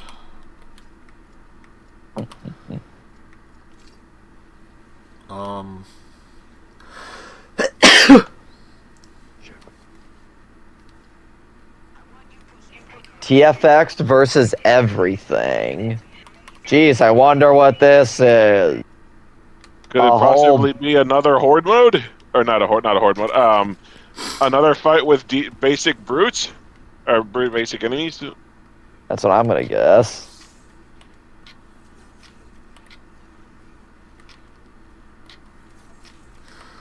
Well, I'm hoping my... no, I'm not gonna say. I'm just gonna say I had to make a comment to save our surprise.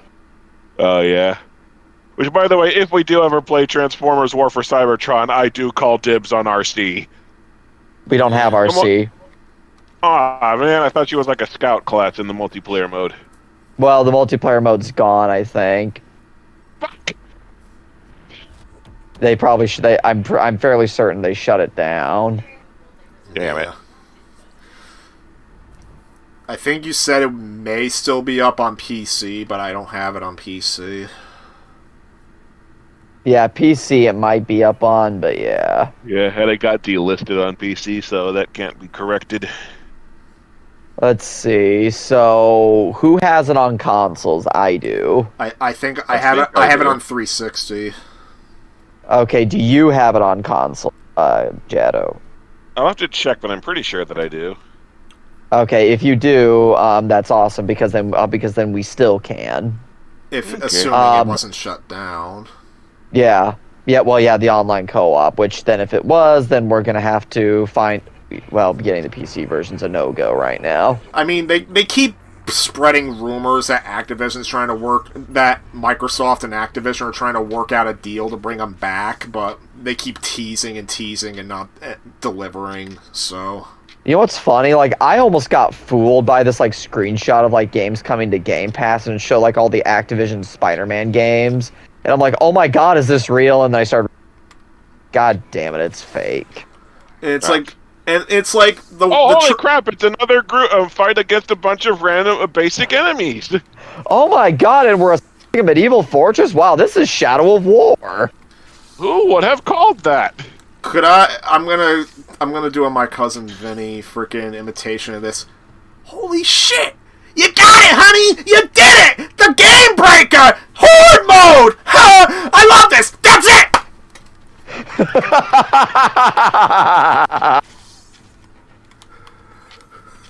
Oh my god, that is great. Seriously, okay, I'm not to say that I'm not gonna say that was like, you know, so much better than actual Joe Pesci because Joe Pesci's a legend, but that was a really damn good spot-on impression of Joe Pesci, Schnick. Thanks. That was really damn good. Seriously, that was hilarious. There we go.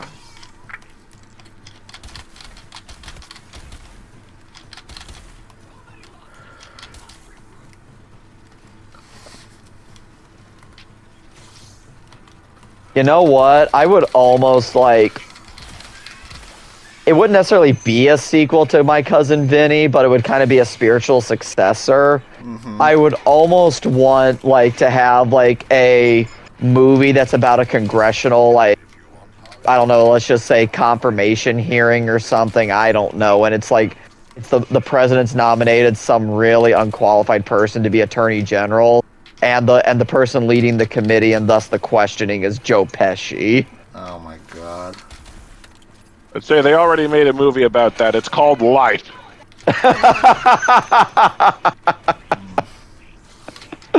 Oh, but it doesn't have Joe Pesci.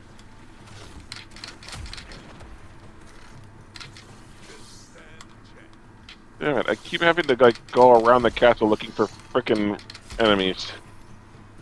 That or I got a really crazy ass crossover idea. Matthew McConaughey's the Lincoln lawyer, over Joe Pesci from My Cousin Vinny. All this talk of theoretical My Cousin Vinny sequel. The thing is, they apparently were thinking of one, but then it was either Joe Pesci's retirement or Marissa Tomei not wanting to come back that ruined it. Yeah.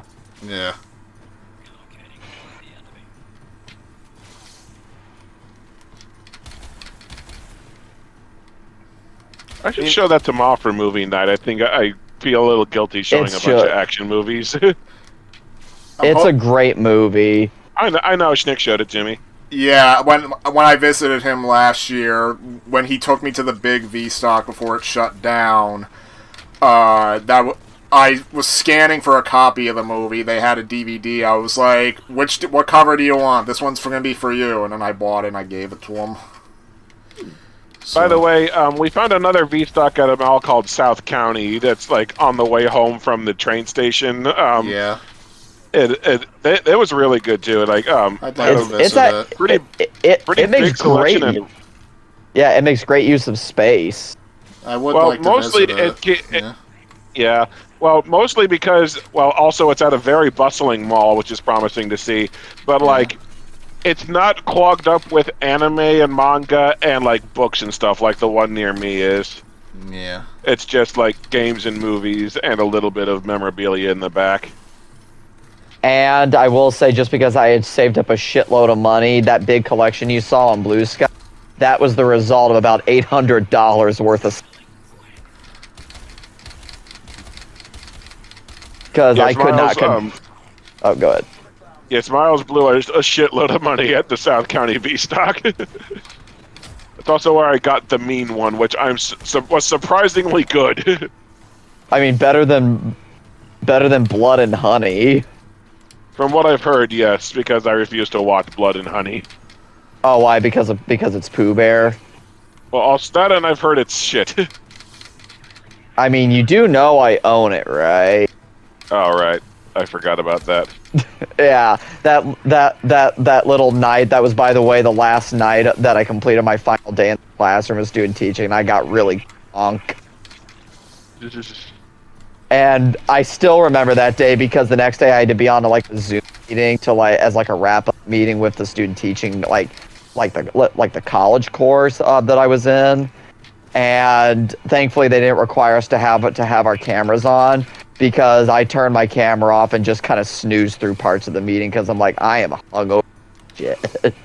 Yeah. Which, by the way, I do not recommend getting hungover. Well, I hate. Yeah, I've never been hungover, luckily. I hate drinking, so it's probably not going to happen to me.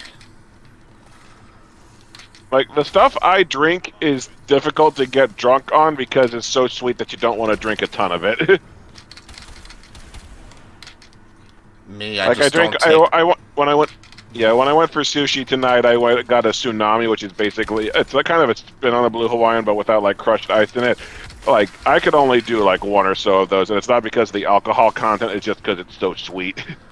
When we went to Hibachi for my dad's birthday this past month, I took in more sake than I thought I could, but I think the chef we got, like, he knew I wasn't comfortable with it, so he he gave my dad and my sister a shitload of the sake. Me, I didn't get as much by comparison, I don't think. Which was a good thing.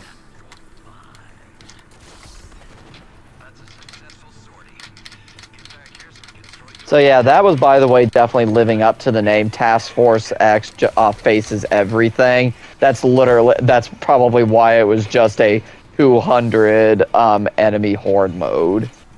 Yeah. By the way, dollars to donuts that were going to be only halfway to go to reaching level 10. So either way, we'll have to swing by killing. Probably, yeah. Oh boy, the anticipation is really palpable. Yeah, when I went to Google the Code Monkeys lyrics, I got like,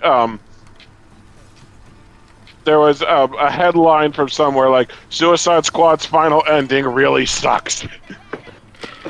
Like, I hope it's the absolute what the hell kind of sucks.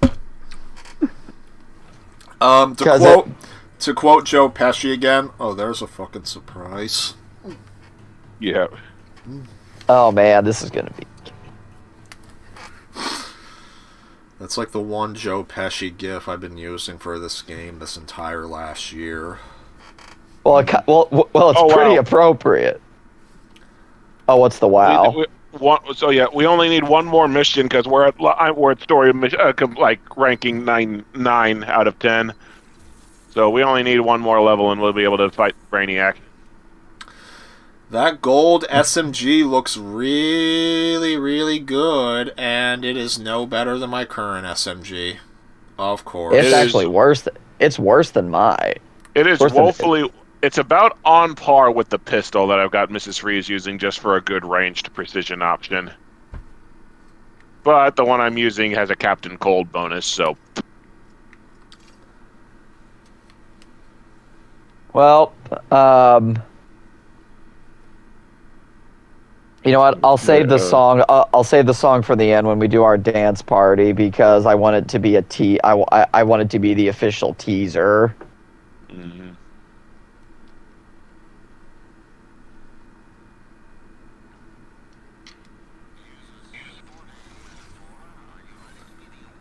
Just to confirm, we are never touching this game again after it's done, yes?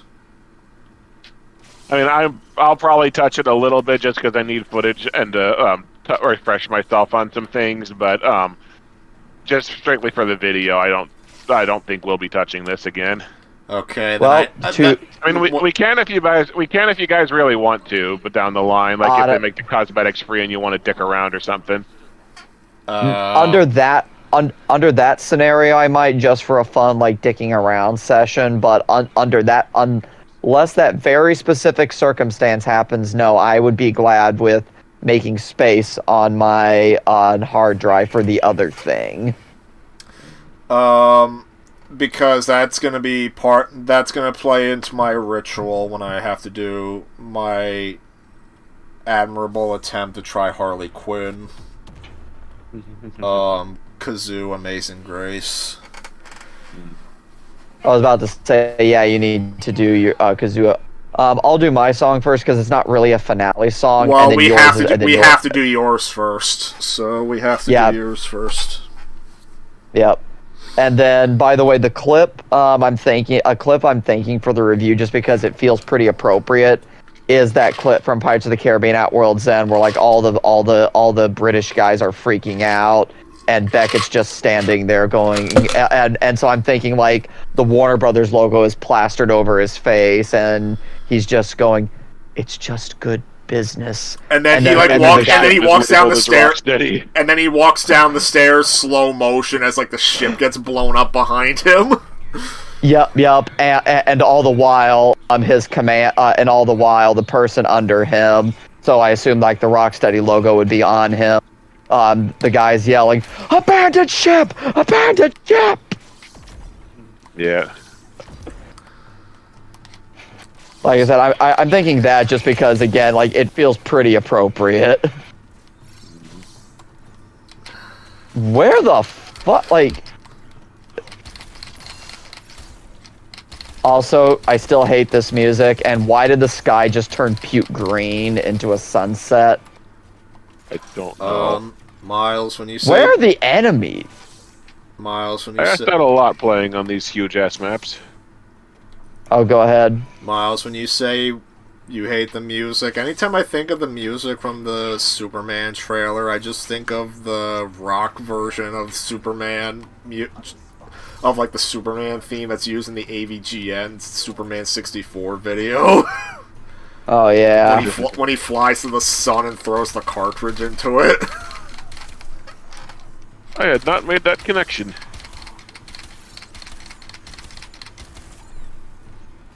I know what they're going for, but I don't know. Guitar riff version of the Superman theme in the Superman trailer just wasn't doing it for me. Oh, it was for me. I still prefer like the teaser to the teaser version they use. That's like a really soft chorus. Like it's actually not even a chorus, almost like a humming. That's what I do really wish there was a like. longer version of that because I do remember hearing that.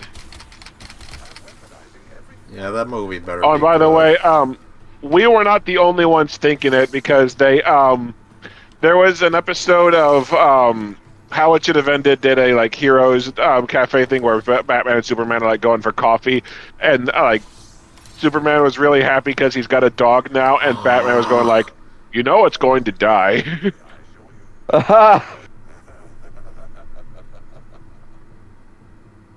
Oh shoot! I'm coming. I got you. Oh, shit.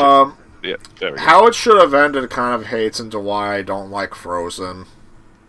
And maybe it has more to do with the people who surround me. I don't know. Because How It Should Have Ended, they did one for Frozen where they induct Elsa into the X-Men. Ha ha ha! And, like, I was like, when I first saw Frozen, I was like, yeah, Elsa's like an X-Men mutant. And freaking, I keep making that joke. I even referenced the How It Should Have Ended video. Nobody I bring it up to. Like, everybody, like, I think my sister especially is like, stop bringing it up. It's not interesting. Don't disrespect Frozen like that. Hey. Like, that's why I came to really dislike Frozen, because people treated it so goddamn serious. Yeah. Serious like an onion. Why so serious? Now, what should have ended was I refused to watch anything Star Wars related from them ever since they did like their take on The Last Jedi, where Luke just grabs all the blaster bolts with the Force and mirror forces them, which A, isn't even what Kylo Ren does. B, there's like mountains of difference between a little handgun blaster and like a tank shell. Like literally every single thing about their Star Wars sketches. I am caught in the bitches. Where? Damn it. Oh. I'd say you were just standing there when I got over here. Okay, I recorded it. Yeah. Good. Because I got to you and you were just standing there. Also, I think we have like 2 hit squads active at once. Holy shit. I'm almost out of sniper ammo. And again, I forgot I have about the squad 1007. ultimate. Yeah, I have 1007 heavy weapon ammo, so I'm good. I forgot it. I keep forgetting. That is my problem with this game. The interface is so cluttered. I keep forgetting about my soup special moves. I mean, I don't blame you. Yeah. Man, I sent you at least 2 clips last time, Jado, of like me getting caught in the environment. I am on a roll here. Yep. This feels appropriate. Somebody in the This is what comments notes that some of Frozen was written with Elsa being the villain. That's because in the original story Frozen was adapted from, she was the villain. And apparently a decent amount of Frozen's early pre-production had it as a 2D animated movie until Disney, with their boneheaded, possibly on purpose decision with releasing Winnie the Pooh against Harry Potter and the Deathly Hallows Part 2, killed They did what? Yup. They seriously thought Winnie the fucking Pooh was gonna compete with Harry Potter. Especially Deathly Hallows Part fucking 2.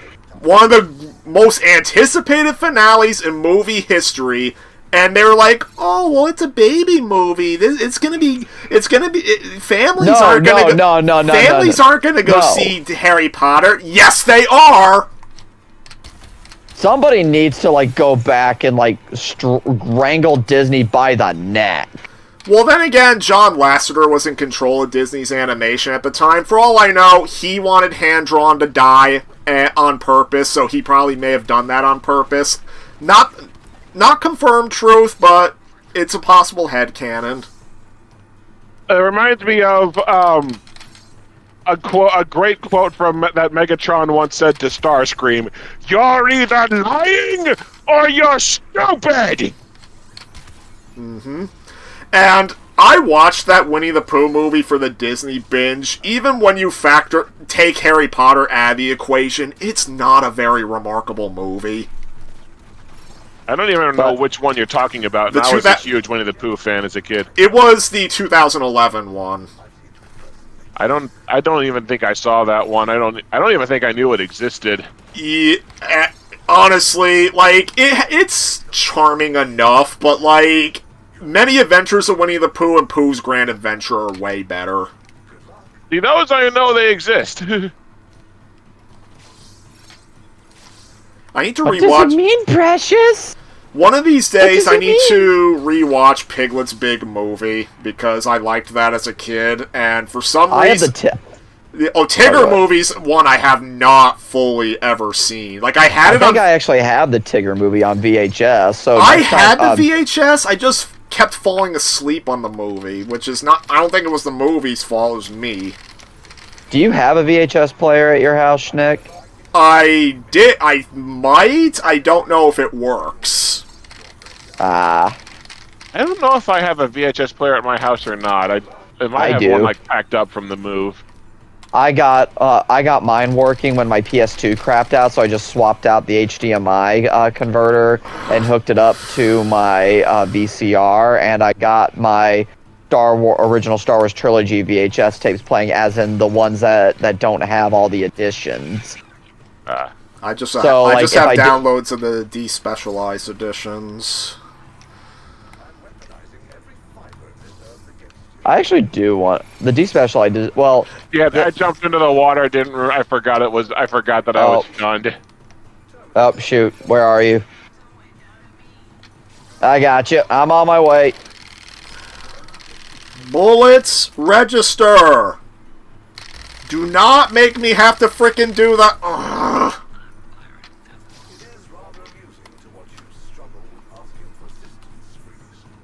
Don't worry.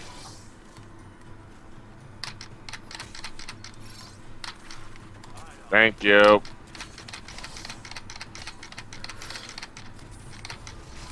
But no, Miles. Level 24. I have not seen. I am getting squad points a shitload faster than we were before. By the way. Yeah. I think they turned the XP gain into overdrive. But yeah, go ahead. I think they did. Just a second. Just because the game's ending, but. Yeah. Yeah, Miles. I have not seen the Tigger movie in its entirety, and I just died. Oh, where are you? I'm on my way. So am I.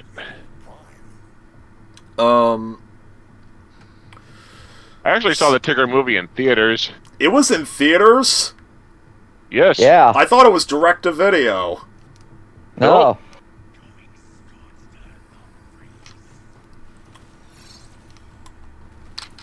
That's interesting. I don't know if Disney Movie Club ever put out a Blu-ray for it. They did do one for Piglet's Big Movie, which I picked up. Got stunned and I survived. I clipped into the wall. It seems frickin', unless the Blu-ray's super expensive, which it probably is. If there is a Blu-ray, I'd either have to track down a used DVD, or the time I resub the Disney Plus temporarily is when I might have to watch it. Assuming it's on there, because I can never tell with Disney Plus. And now the bullets work. I just realized with how powerful Brainiac is, I'm not sure if we ever did make this joke, but it's like, this is easily applicable. So your plan is to fight Brainiac. Correct. Head on. Correct. it was like, you had no plan. Yeah. Correct. Is Even that, though you and I- barely. Oh, go ahead. that's Apocalypse War reference? That's No. that's a Dark Phoenix reference. Oh, okay. But yeah, So many people have pointed that out. Brainiac is supposed to be should be leagues, no pun intended, higher than what the squad can handle. We are fighting the shittiest Brainiacs ever. Like, these were Brainiacs that were cast out of the collective for being shit. We can Wait, what? I don't know. But you go on.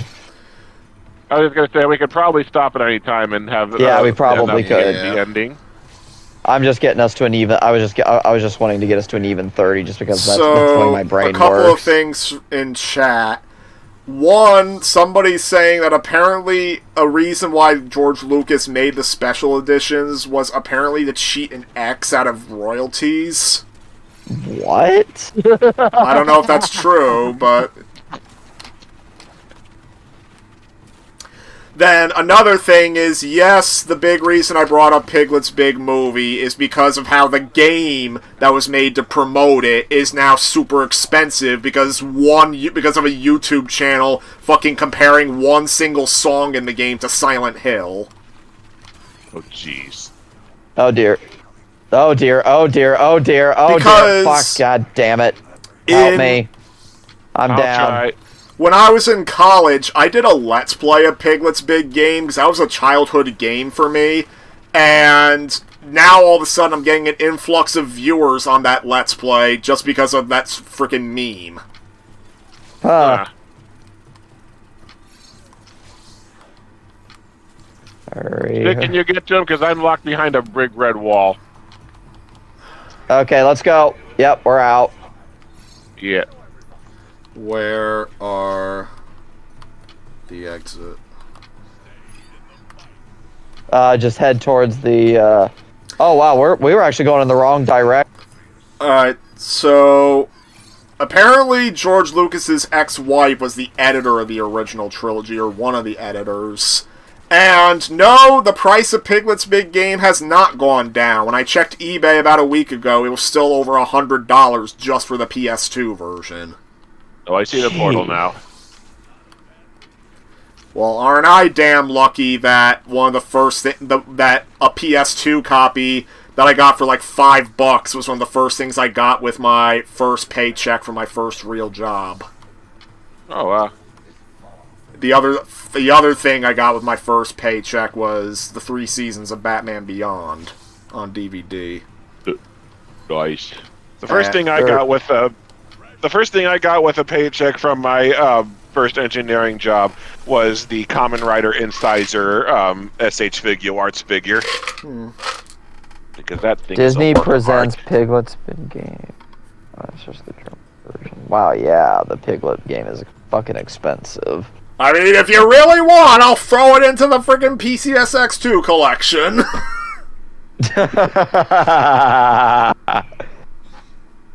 And yes, we can. What the fuck? Why just, did like, it start counting down? Oh, Yeah. I think it maxes out at 10 until after we go fight Brainiac, so it like counted from reverse. Ah, It counted. weird. Some may say I am the reverse. Brian, you're acting weird. Ed, Oh, your no, no, story's no, no. getting weird. You know, it's weird. Oh, come on, that one didn't even have an H in it. Oh, wow, I got a duplicate of the grenade that deals a shitload of damage in exchange for paying like a sixth of your health bar. Yeesh. Talia al Ghul's Frozen Lazarus tier. Oh, what the hell? Fucking... I have an 800k grenade that's still 16% shield, but what's the other catch? What? Like, so it's basically a Mastery Level 2 version of this very same Two-Face grenade, and it does double the damage, but it still uses 16% the shield. I'm trying to find out if there's any other catch.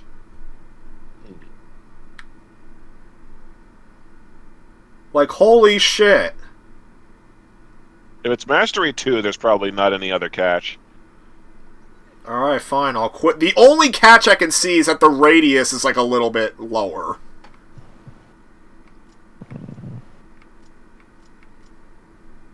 Okay. Sorry, I'm just I reset one of my some of my squad points because I wanted to reinvest them. Eh. Yeah.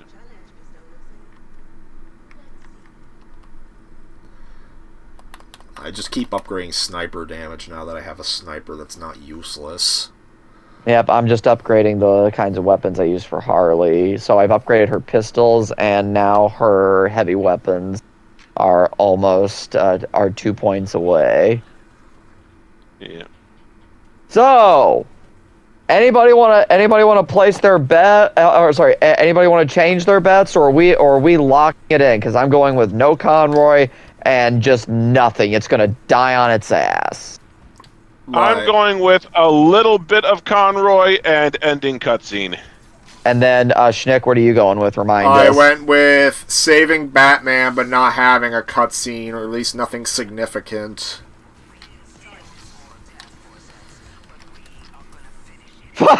She's even talking like it. Yeah, they're talking like this is the. Why is this not working? What's not working? I'm trying to break this generator, and it does nothing. Nothing! Absolutely nothing! Bastard! Well, It doesn't want me to freaking smash a crystal. oh, I thought we were heading towards I'll the Brainiac thing. I mean, I'll smash Crystal for you. Yeah, give it a try. She must have put a chastity belt on. A chastity belt? That's gonna chafe my willy. What, by the way, which Robin Hood did you say the Robin Hood Men in Tights was satirizing? Mainly the Kevin Costner one. It's called Robin Hood Prince of Thieves, which actually I also got that at the V-Stock while I was getting the Resident Evil collection. Speaking of Kevin Costner, I like how in a V-Stock you got a Kevin Costner movie and I got a Kevin Costner movie. Difference is, neither do you have any desire to watch my Kevin Costner movie, and I know enough about you to not ever show you that movie. Which one? The Waterworld. Oh, yeah, that. Literally, I swear, the only reason why I bought one is because I know its reputation as one of the biggest box office disasters in history. Yeah. Would you like me to connect Waterworld to one of our movie watch parties? Oh, dear Lord, Wait. go ahead. My understanding is that the Waterworld show that they still do at Universal Studios for some reason, one of the leading performers in the Waterworld show would end up being the adult Little Hercules. Oh, jeez. Wait, the adult Little Hercules? What do you mean? So, one of the movies I showed Jado before you joined in on them was called Little Hercules, which was literally about a child bodybuilder who was named Little Hercules in real life, and basically it was like a WWE movie that made a story about him where he literally is Hercules, like this kid. When that kid became an adult, his career became performing in the Waterworld show at Universal, my understanding.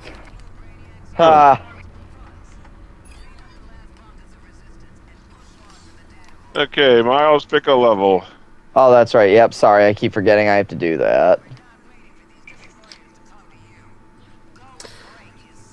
Yeah, I just realized Jado was supposed to show Miles Little Hercules at some point. I completely forgot about that. I completely forgot I own that. Oh, wow, hey. A Superman and Wonder Woman statue, I see. Oh, yeah.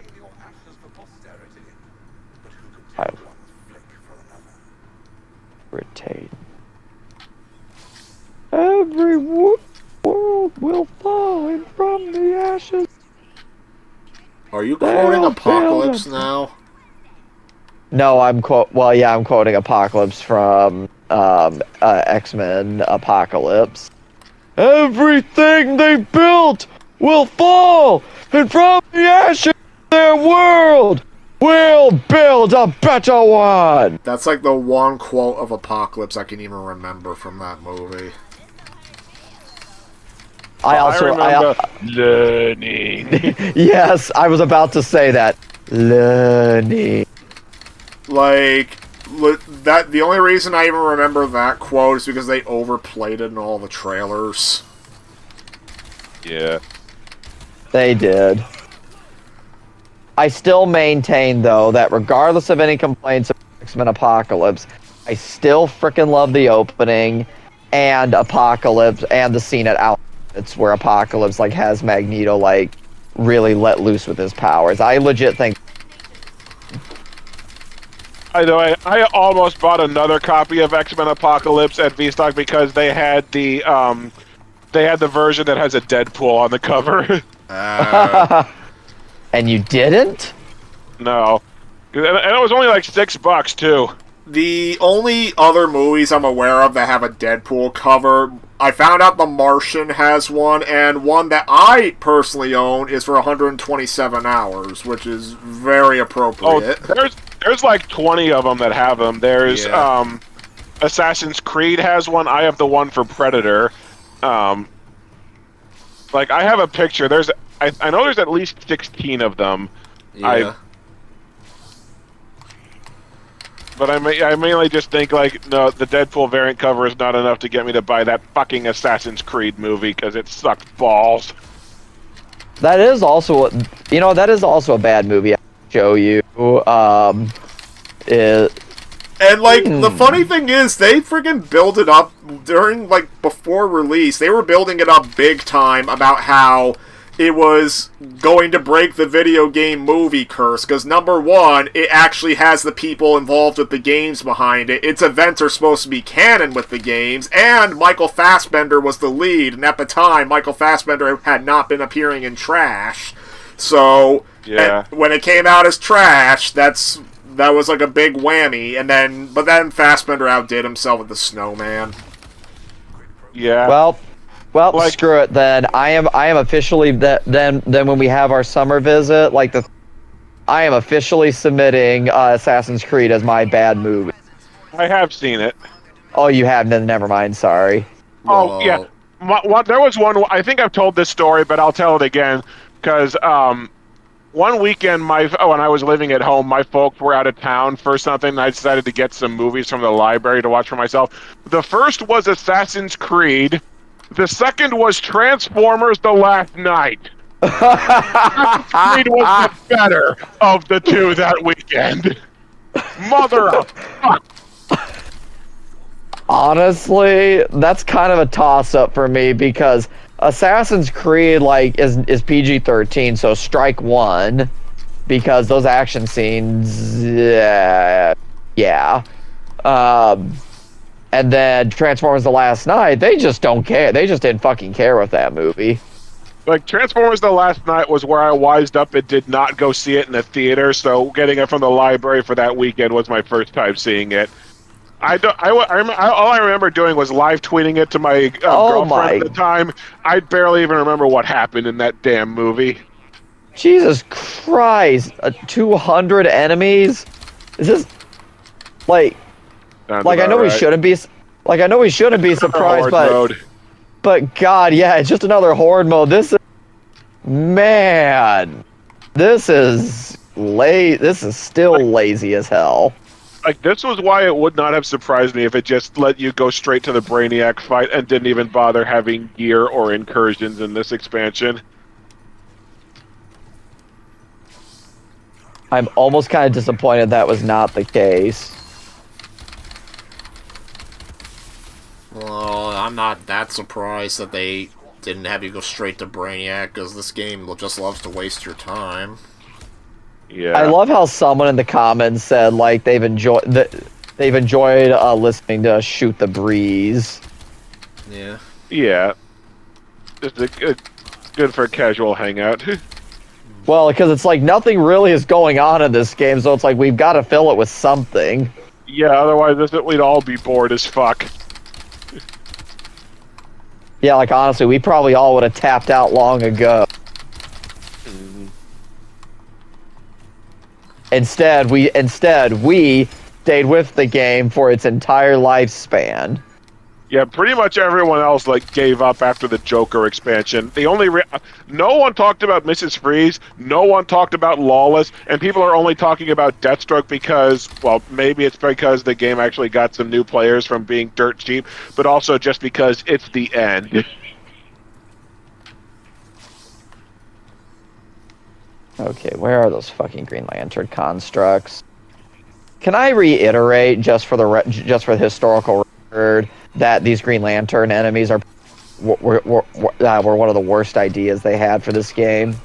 Yes. Especially, like, not only are they the terrible idea, but for some expansions and levels, they're all you fight. Like, this mission we're stuck in right now, I think all these enemies are Green Lantern enemies. Oh, good. And I couldn't even freaking find the constructs where they still had some shields left. Somebody mentions Transformers: The Last Night is an effective teaching tool for editing. Well, Alien vs. Predator Requiem is an effective teaching tool for lighting. No.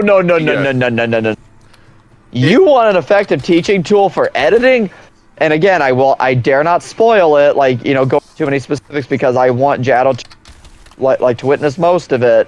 But Resident Evil: The Final Chapter is a movie people need to watch if they're taking a class in how not to edit a movie. And, like, as far as lessons for not editing a movie, what comes to mind for me is Halloween 6. Oh god, the theatrical yeah. cut, anyway. The theatrical cut is garbage. At least, at least the bad editing for that movie at least makes it funny for me, which is why I might prefer it a little bit more over the producer's cut, which was just boring. I prefer the producer's cut because it at least feels like a Halloween. I have not seen the producer's cut. I did not have any access to it. You know what then? How about if that's my bad movie? And what if I were to submit the producer's cut? I have a copy of it, but it's through the Shout Factory 4K set that combines Halloween, Curse of Michael Myers, H2O, and Resurrection together. Jesus Christ, where are those constructs? I don't know, like, the constructs aren't appearing. I have never seen Resident Evil Welcome to Raccoon City. The only thing I know about it is that they completely butcher Leon. I saw Resident Welcome to Raccoon City in theaters. I thought it was fine. Well, aside from what they did to Leon's character, I thought it was fine. It's just, they pop out of a lot of action in that movie. Like, every fight scene in that movie goes, character one is cornered by a zombie, and right before they get killed, someone shoots the zombie in the head from off screen. And then dramatic reveal, like, they do that like a half dozen times.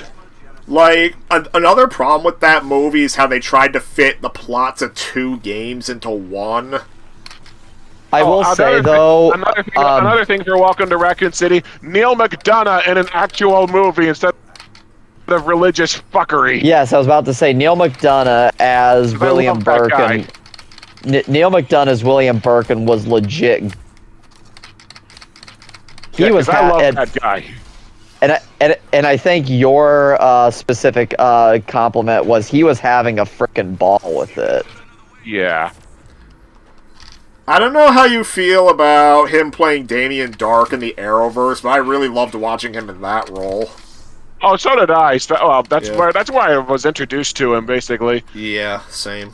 Like, I knew he was also Dum Dum Dugan in Captain America, the First Avenger, and I saw him there too, but, like, Damien Dark is where he, like, became, like, a fixture in my mind. Yeah. Apparently he was also one of the... he nailed that performance. Yeah. Apparently he was also like the military dude that talks to Dr. Robotnik, like in Robotnik's introduction scene in the first Sonic movie. Yeah, that is him there. Yeah, because I saw a clip of it the other day, and I'm like, wait, what? Neil McDonough was in this? I think in promos, they played up his role a little bit more. He's literally only in Jim Carrey's introduction scene. Well, that was probably back when they weren't certain that a hedgehog that runs fast in CG was going to sell the movie, so they tried to up the human characters that were in it. Especially with the horrid first trailers in the original design. Yes. Like, it is so amazing that one decision to change his design at the last minute. I know it was crunch, but change the movie from being a train wreck to $1 billion franchise. Yep. Yeah. And honestly, it made a Sonic fan out of me because it's why I went out to Target and I got a Target. Like on the day my school got off, I bought Sonic Shadow Generations. I've said before the second movie is why Tails became one of my favorite game characters, right? Yeah. Yep. Yeah. I'm here. I just hope I'm not too late. It's funny. I'm wondering how long they had that post-credit scene in the pipeline. Is there an ugly Tails design that we don't know about? Oh my god, I never thought of that. Yeah. Would have been freaking awesome. Is there an I'm ugly sure Knuckles there's fan art design? of that. No, I don't think they would have gotten. They wouldn't have gotten to him because he wasn't. He definitely wasn't in the pipeline till the second movie. Yeah. You've got me curious if there's an ugly Tails design. Well, it's funny because I know the movie producer, the cast and crew of the movies are very ashamed of that original design because I've watched through the Blu-ray. Not once is there anything on the Blu-ray that talks about the original design. Like, not in the commentary, not like the behind the scenes. The only time you ever see the original design is in the deleted scenes where they had unfinished CG, and it's very clearly the original design. Wait, what? She just said, like, they're prepping Flash to support us? Okay, so if you pay attention to the dialogue, A, we're rescuing Superman, and B, they're saying that Green Lantern and Flash are being prepped for limited assistance. Oh. So, no Batman. Yeah. What? Okay, then.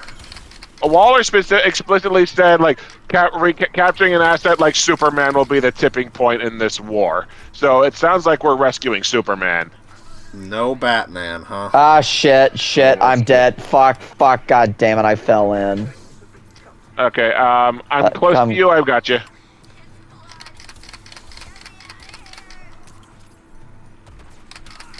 Why do I keep pushing triangle to try and revive my teammates? Is there a game that does that? I don't know. Oh, where do we go for Brainiac? God damn. Oh crap, you're shoot. far away. Oh shoot, yeah, alright, fuck. I'm on my way. You got it. I don't think I can make it. It's all up to you, Maxie! 3,000 feet up to Mount Crumpet. He rode his, what did he say? He rode with his load to the tip top to dump it. To dump it. Okay, I'm on my way. I can cross that giant chasm with Mrs. Freeze unaided. Yep, I could not cross it as Harley. Okay, we good. Yes. All right, now we done. Hey, sorry. Here. You're going to fight Jean. Yes, you have no plan. Correct. Even though you nearly shot out your kidney, barely exerting yourself. Trying to stop her barely exerting herself. You know she's Godzilla and you're the Japanese military, right? Excuse me. Eric, why are you so damn stupid in this movie? And I like the part nobody ever brings up. Like our friends really love that exchange, but the part no one brings up that I'm proud of is the callback where Gene goes, "Eric, why are you so damn stupid in this movie?"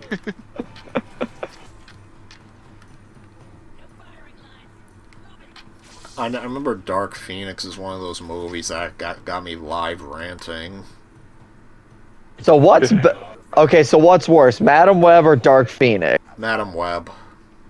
Good. Like Dark Phoenix has more disappointment factor going into it, but Dark Phoenix at least has an excuse to be a movie. Madam Web doesn't.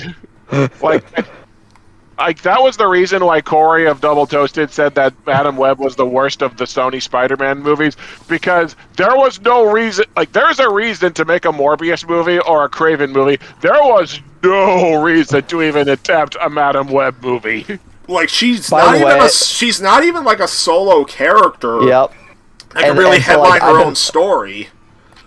And so I've been watching Double Toasted's Madam Web review on and off, and like they've been playing like scenes of Ezekiel and like how obviously dubbed he was, and when I was like actually watching those clips, and I'm like, wait, oh my god, that dubbing is worse than I remember.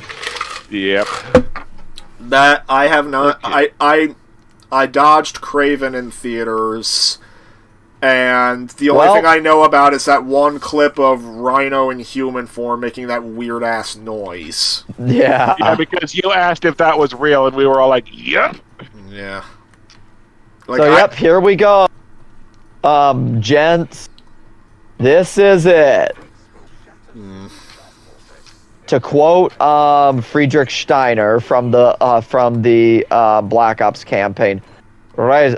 Sorry, no, I think it was no, it wasn't Kravchenko. Oh, it was Dragovich, and it was like, Reznov, open the door. And to quote the bad guy from Star Trek 6, "Cry heaven and let slip the dogs of war." to quote an actual DC character with Heath Ledger's Joker, and here Wait, no, I got a great go. I got a great thing to send us into this battle. Like, tell Leonidas and the brave 300 to victory!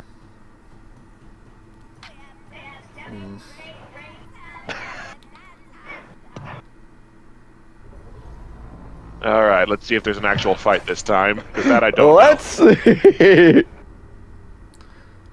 Well, he's there. He doesn't talk. know. Oh my god, he didn't even have an introductory chat like he usually does. Wow. He didn't have it left. Oh, no, Oh, wait, no. but we fight him.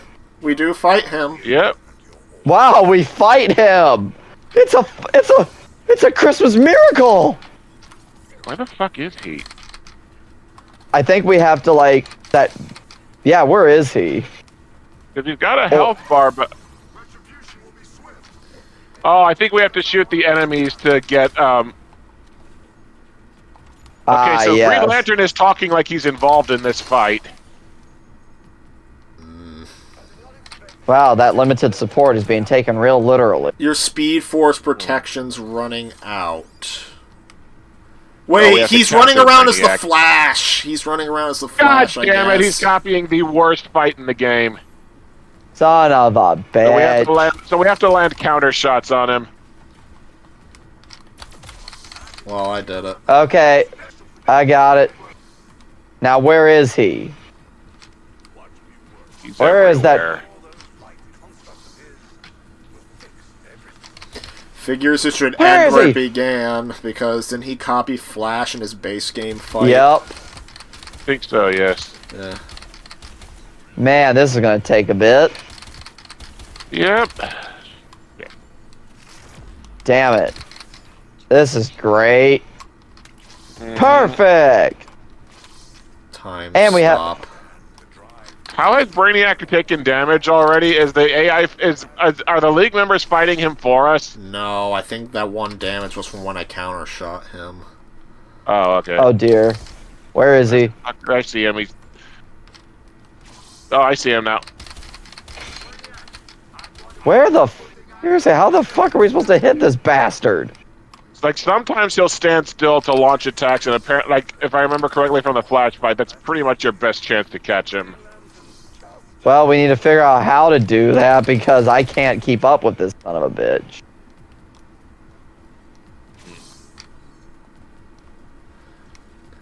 It's like my There you dog when he gets hyperactive. He gets the zoomies, as they call it these days. Yeah. Oh, there he is. I got a little bit of damage on him. And now he's gone. Oh, now we have to do horde mode for a bit. Okay, well, at least I managed to get some. Holy Christ. Wow, Green Lantern is shielding me. Oh, Yeah, wow. he's shielding me too. Yeah. Wow, is this actually... that's completely pointless? but still, oh my god, is this a new mechanic? I guess so. A new boss fight mechanic, and it only took the death of the game for it to happen. Yep. And you don't Something even, actually interesting in a boss fight. and you don't even care because it's not like Green Lantern and Flash are on screen.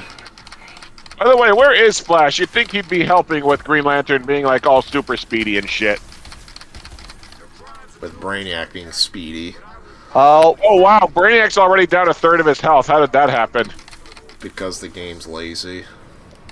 I might have landed a shot on him, but it was only one. It wouldn't have done that much to him. Oh, great. Now he's doing the tornadoes that, like, take over most of the environment and suck out dear, all your yeah. health.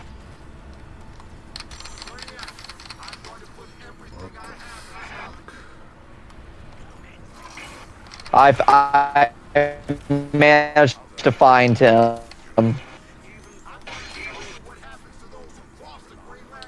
What? Oh, hey, there's a giant Green Lantern in the middle of the arena doing Oh, nothing. wow.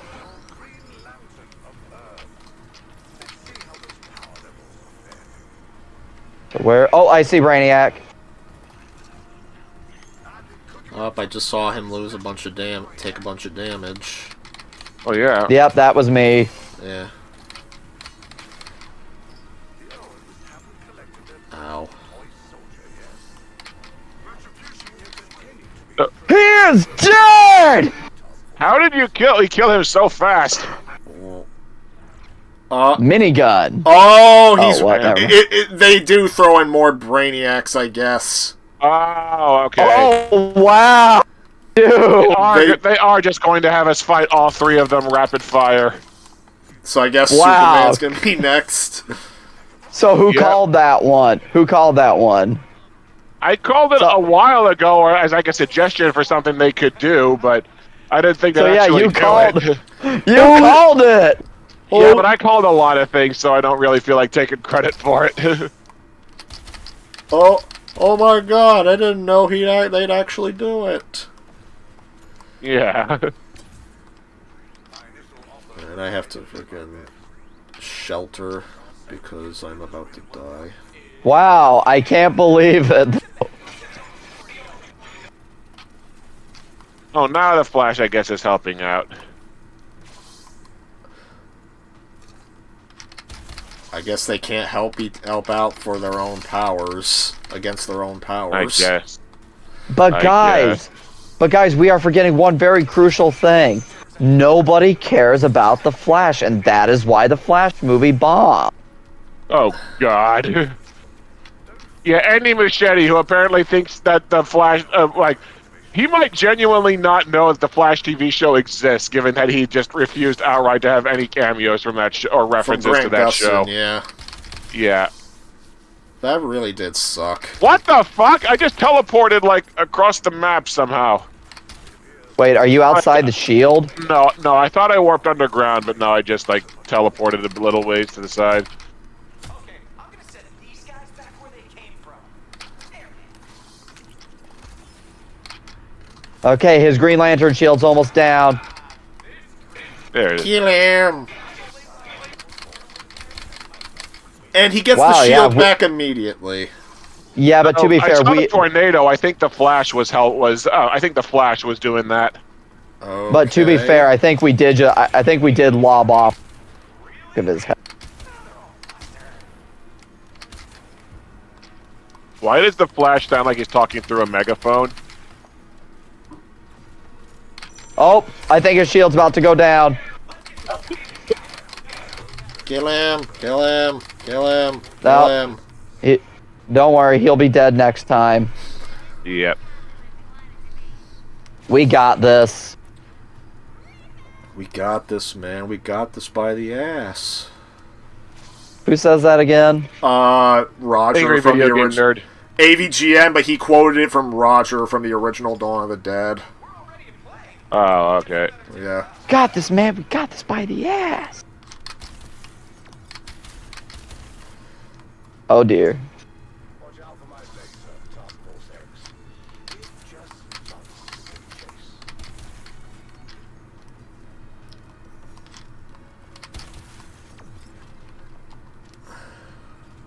Okay, team. Let's up and out.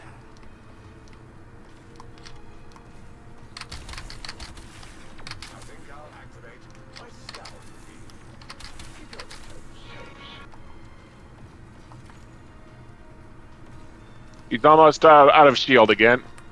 I'll take Yeah. out these choppers.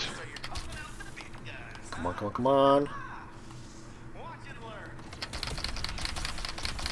Oh yeah, I think the Flash is doing all that damage as a scripted event because I was shooting him and it didn't really seem to do anything. I mean, I thought I got it. I thought I was I was- actually doing damage. Well, I was shooting right at him and it didn't seem to do anything. I think the Flash is doing all that as scripted events. Wow. So basically, our So Jack basically, call. the Justice League is kind of taking over from us. Because yeah, he's not. I'm shooting him right now and he's open and it's not doing anything. Alright, well, that one's dead. And now we get a Superman one. Oh, Yeah. yep. So they are just throwing the Brainiacs at us. So this is the last one. Unless they do Nightmare Batman. Yeah, I don't think they will. No, they won't. not. Oh, fuck. Yep. So I think, yeah, it looks like, yeah, this is like, we maximize our damage when we kill Superman. Yeah. Which I hate yeah, this but fight. he still has. We've already done a shitload of damage to him, and I don't even know where he is. Fuck, I'm about to die. You said that earlier. I'm about Okay, to he's down die here. I again. see him.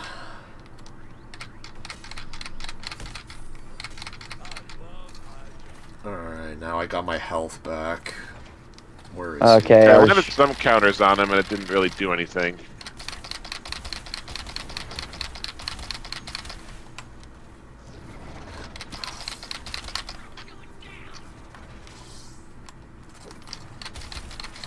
Okay. I was shooting counters right at him, and it wasn't doing anything to it. Same. So I don't even. I'm not. Oh, sure dear, this oh, guy's dear, gonna back fight up, you back or up. what. Fall back. Yeah, okay. Behind, so- get behind come cover. on! Wrong way! Get bu-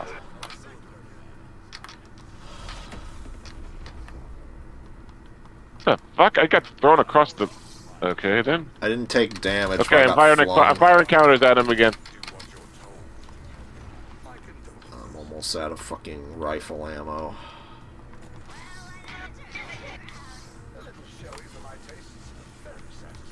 Oh dear, something just shot me. He's shooting a crystal, and it's like reflecting the fire. The vision. So there was a fight where we could smash those, but I don't think it's here. Fucking... There, just bashed an enemy open for some shield, like a pinata. I just got another clip of enemies just shrugging off my bullets when they shouldn't have. Oh, back up, guys, get behind cover. Oh dear, Okay, I'm good. I'm not. Well, Green Lantern's protecting me again, which I appreciate. Yeah.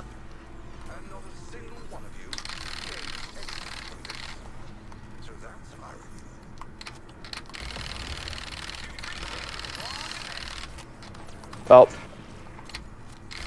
Okay. Well, I think I didn't do shit the first two rounds. While I guess I didn't do shit the Flash. I got a lot of Green Lantern constructs. I think I've dealt a fair amount of damage to Green Lantern with my pistol. I mean, to Superman and Brainiac with my pistol. where is Brainiac anyway? I see him.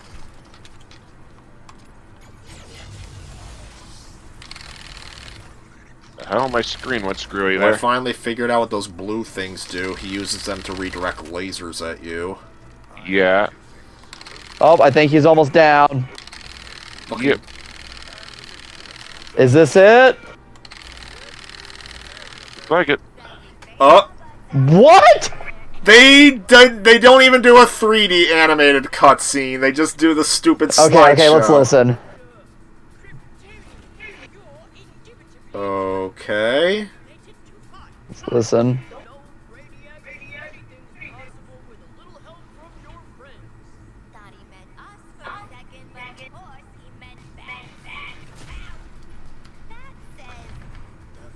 And Batman, okay.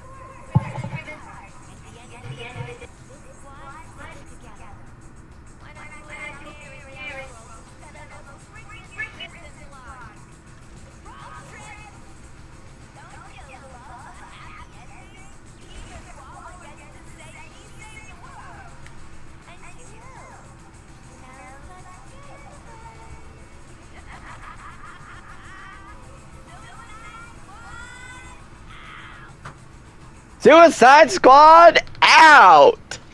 They didn't even fucking have subtitles so where I couldn't even follow most of that. I'll have to watch it back. Basically what it sounds like is Harley Quinn was basically narrating the whole thing. Yeah, because they didn't have any other fucking voice actors left to do it. So they had to use Tara Strong.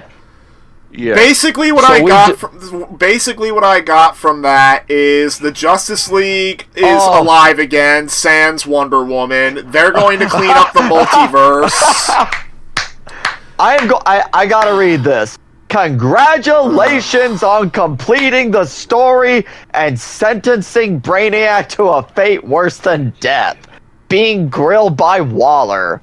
With the League, Task Force X, and the Skull Ship all out of her clutches, they'll have a lot to talk about while the squad enjoys some well-earned R&R.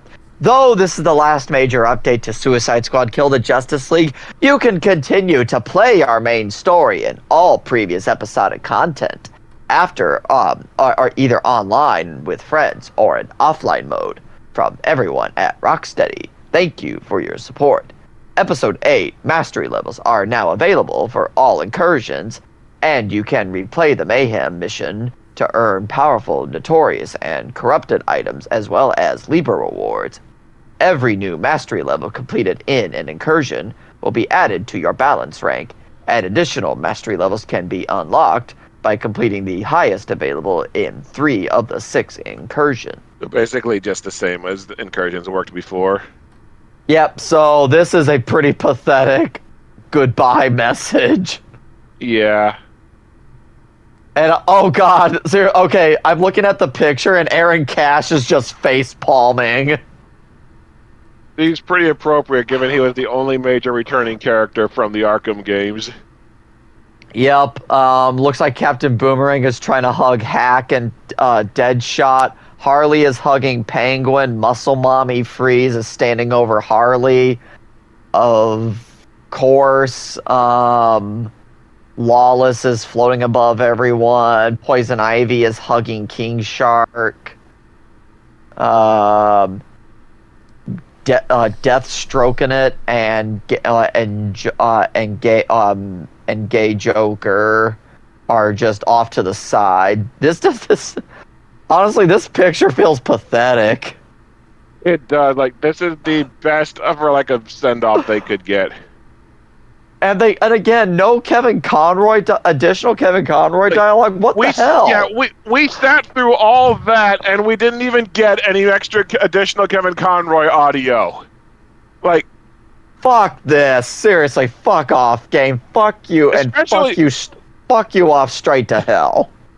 Honestly, and I'm being totally serious with this. I had heard that they had still had like posthumous Conroy dialogue for the story campaign. I wonder if they were afraid of even more backlash if they released it. or like At least it would have been incorporated it. something, though. It would have been less humiliating than what we just experienced. Yeah, This is what they just- humiliating. It is, like, especially because we don't have any voice actors left, so we just got Tara Strong to read some bullshit.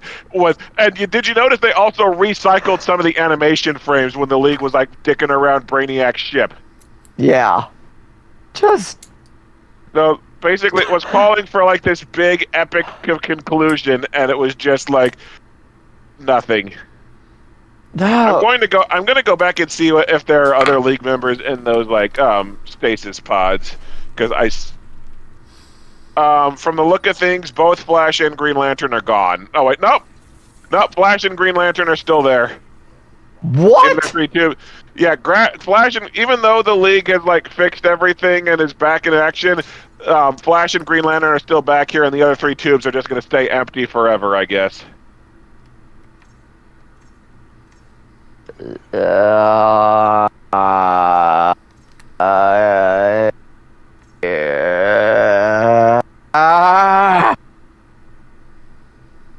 Then what? Then why do they have a cage for Wonder Woman? Yeah, Wonder Woman Why? is just fucking dead now. Why? Why? This is the only thing in this game's legacy now. Everybody else is alive except Wonder Woman. Yeah, and you want to hear what's funny? I had to get in. I got into a fight with the viewer in the comments of the original Super Suicide Squad review, because like they really bought into all that anti-woke bullshit about basically saying the game hates men because Wonder Woman's the only death you're supposed to feel bad for. The others are played for laughs. That has, setting aside what a stupid argument that was, now it's basically turned on its head where Wonder Woman's the only one who died for real and everyone else is fine. Just... this is... What the hell? Like, this was somehow more pathetically limp dick than I could have come up with. Yeah, Like- I knew that there was going to be a cutscene at the end. I thought that we'd get some Conroy. I thought like he was going to swoop in and help during the fight with the Superman Brainiac or something. And at least we would have had something. Mm-hmm. And Waller gets her comeuppance, but gets it in such a rushed fashion that you don't really care. It's not satisfying at all. Yeah, I did not give a rat's ass about that the squad gets away from Waller. Like, that was simultaneously more and less than I was expecting. Schnick, what do you What the got to say? Because I Nick feel is like frozen. He's like, his Deathstroke is just like frozen and hunched over. I'm looking at it. He's stuck in the ground. I can hear it. Oh yeah, Schnick, are you there? Yeah. Okay, Like, yeah, from- like, From our perspectives, you're like frozen in the ground. well, I'm Like, not even sure if just I'd trying say to let's go will out and do himself to one more. disintegrate. I'm not even sure if to say go and do one more mission because I feel like we're just beating a like this. This is sad. Deathstroke is trying his damnedest to will himself to just disintegrate out of the game at this point. Okay, so, I guess I'll go ahead and do my song first, as the teaser, and then Schnick, are you going to be ready for your amazing? Yeah, I mean, if you want my thoughts, it's like... Yeah, go ahead. Yeah, we do. I'm stunned they even did a cutscene. They just did it in a sad way. Like, I wasn't expecting a cutscene, so that exceeded my expectations there. But the cutscene they came was so sad and pathetic and rushed. It was very, very much like ran out of money. Just fuck off, everyone. To me, Hey, Joe, can you just- turn your can you turn your Mrs. Freeze around so we can all be faced? Certainly. But yeah, go ahead, Schnick. Sorry, go ahead. It literally all the ending was literally, yay, we won. Roll credit, not even roll credits, just a thank you message. Like, Yeah, just a thank you message. Thanks for playing, you Task Force KMN suckers. Yep. It reminds me of, like, the Angry Video Game Nerds edit of this Zelda game is very truncated, but it had, like, the Zelda CDI game and with, I just saved you from Ganon! I won! And that's the end. That's pretty much it.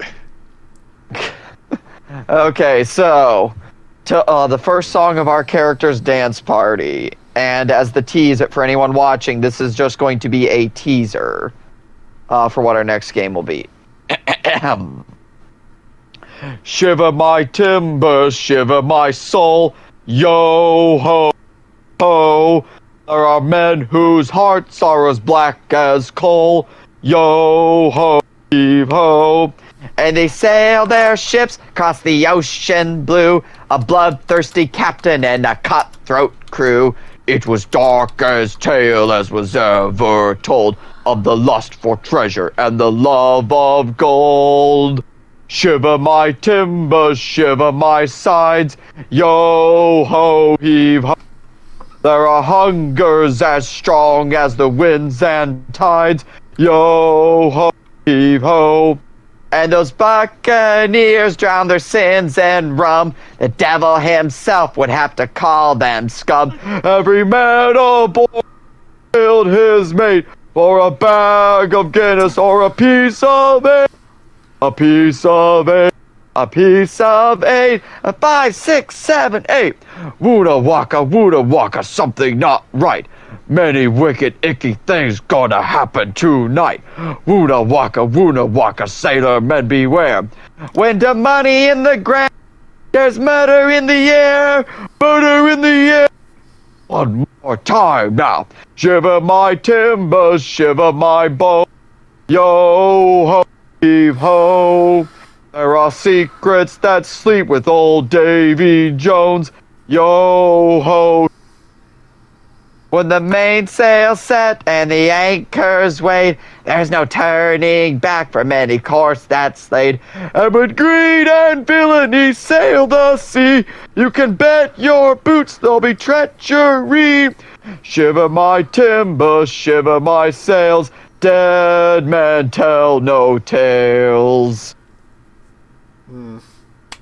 Bravo. Let's see, So, there is something I want to try before I go into my piece. Okay, go on. Yeah, go on. Alright. I know we said that it was probably unnecessary because it wouldn't really apply, but I feel like this game probably does deserve a eulogy. Okay. Take it away. Alright. If I mess this up, I'm really sorry because I kind of have to improvise on the spot. that's alright. Alright. Dear friends, today is the day the task force cried. And we cry not for the passing of one game, but for the death of a dream. The dream that someday we would taste the greatness that was once Rocksteady. For it was Rocksteady that made us the happy souls we are today.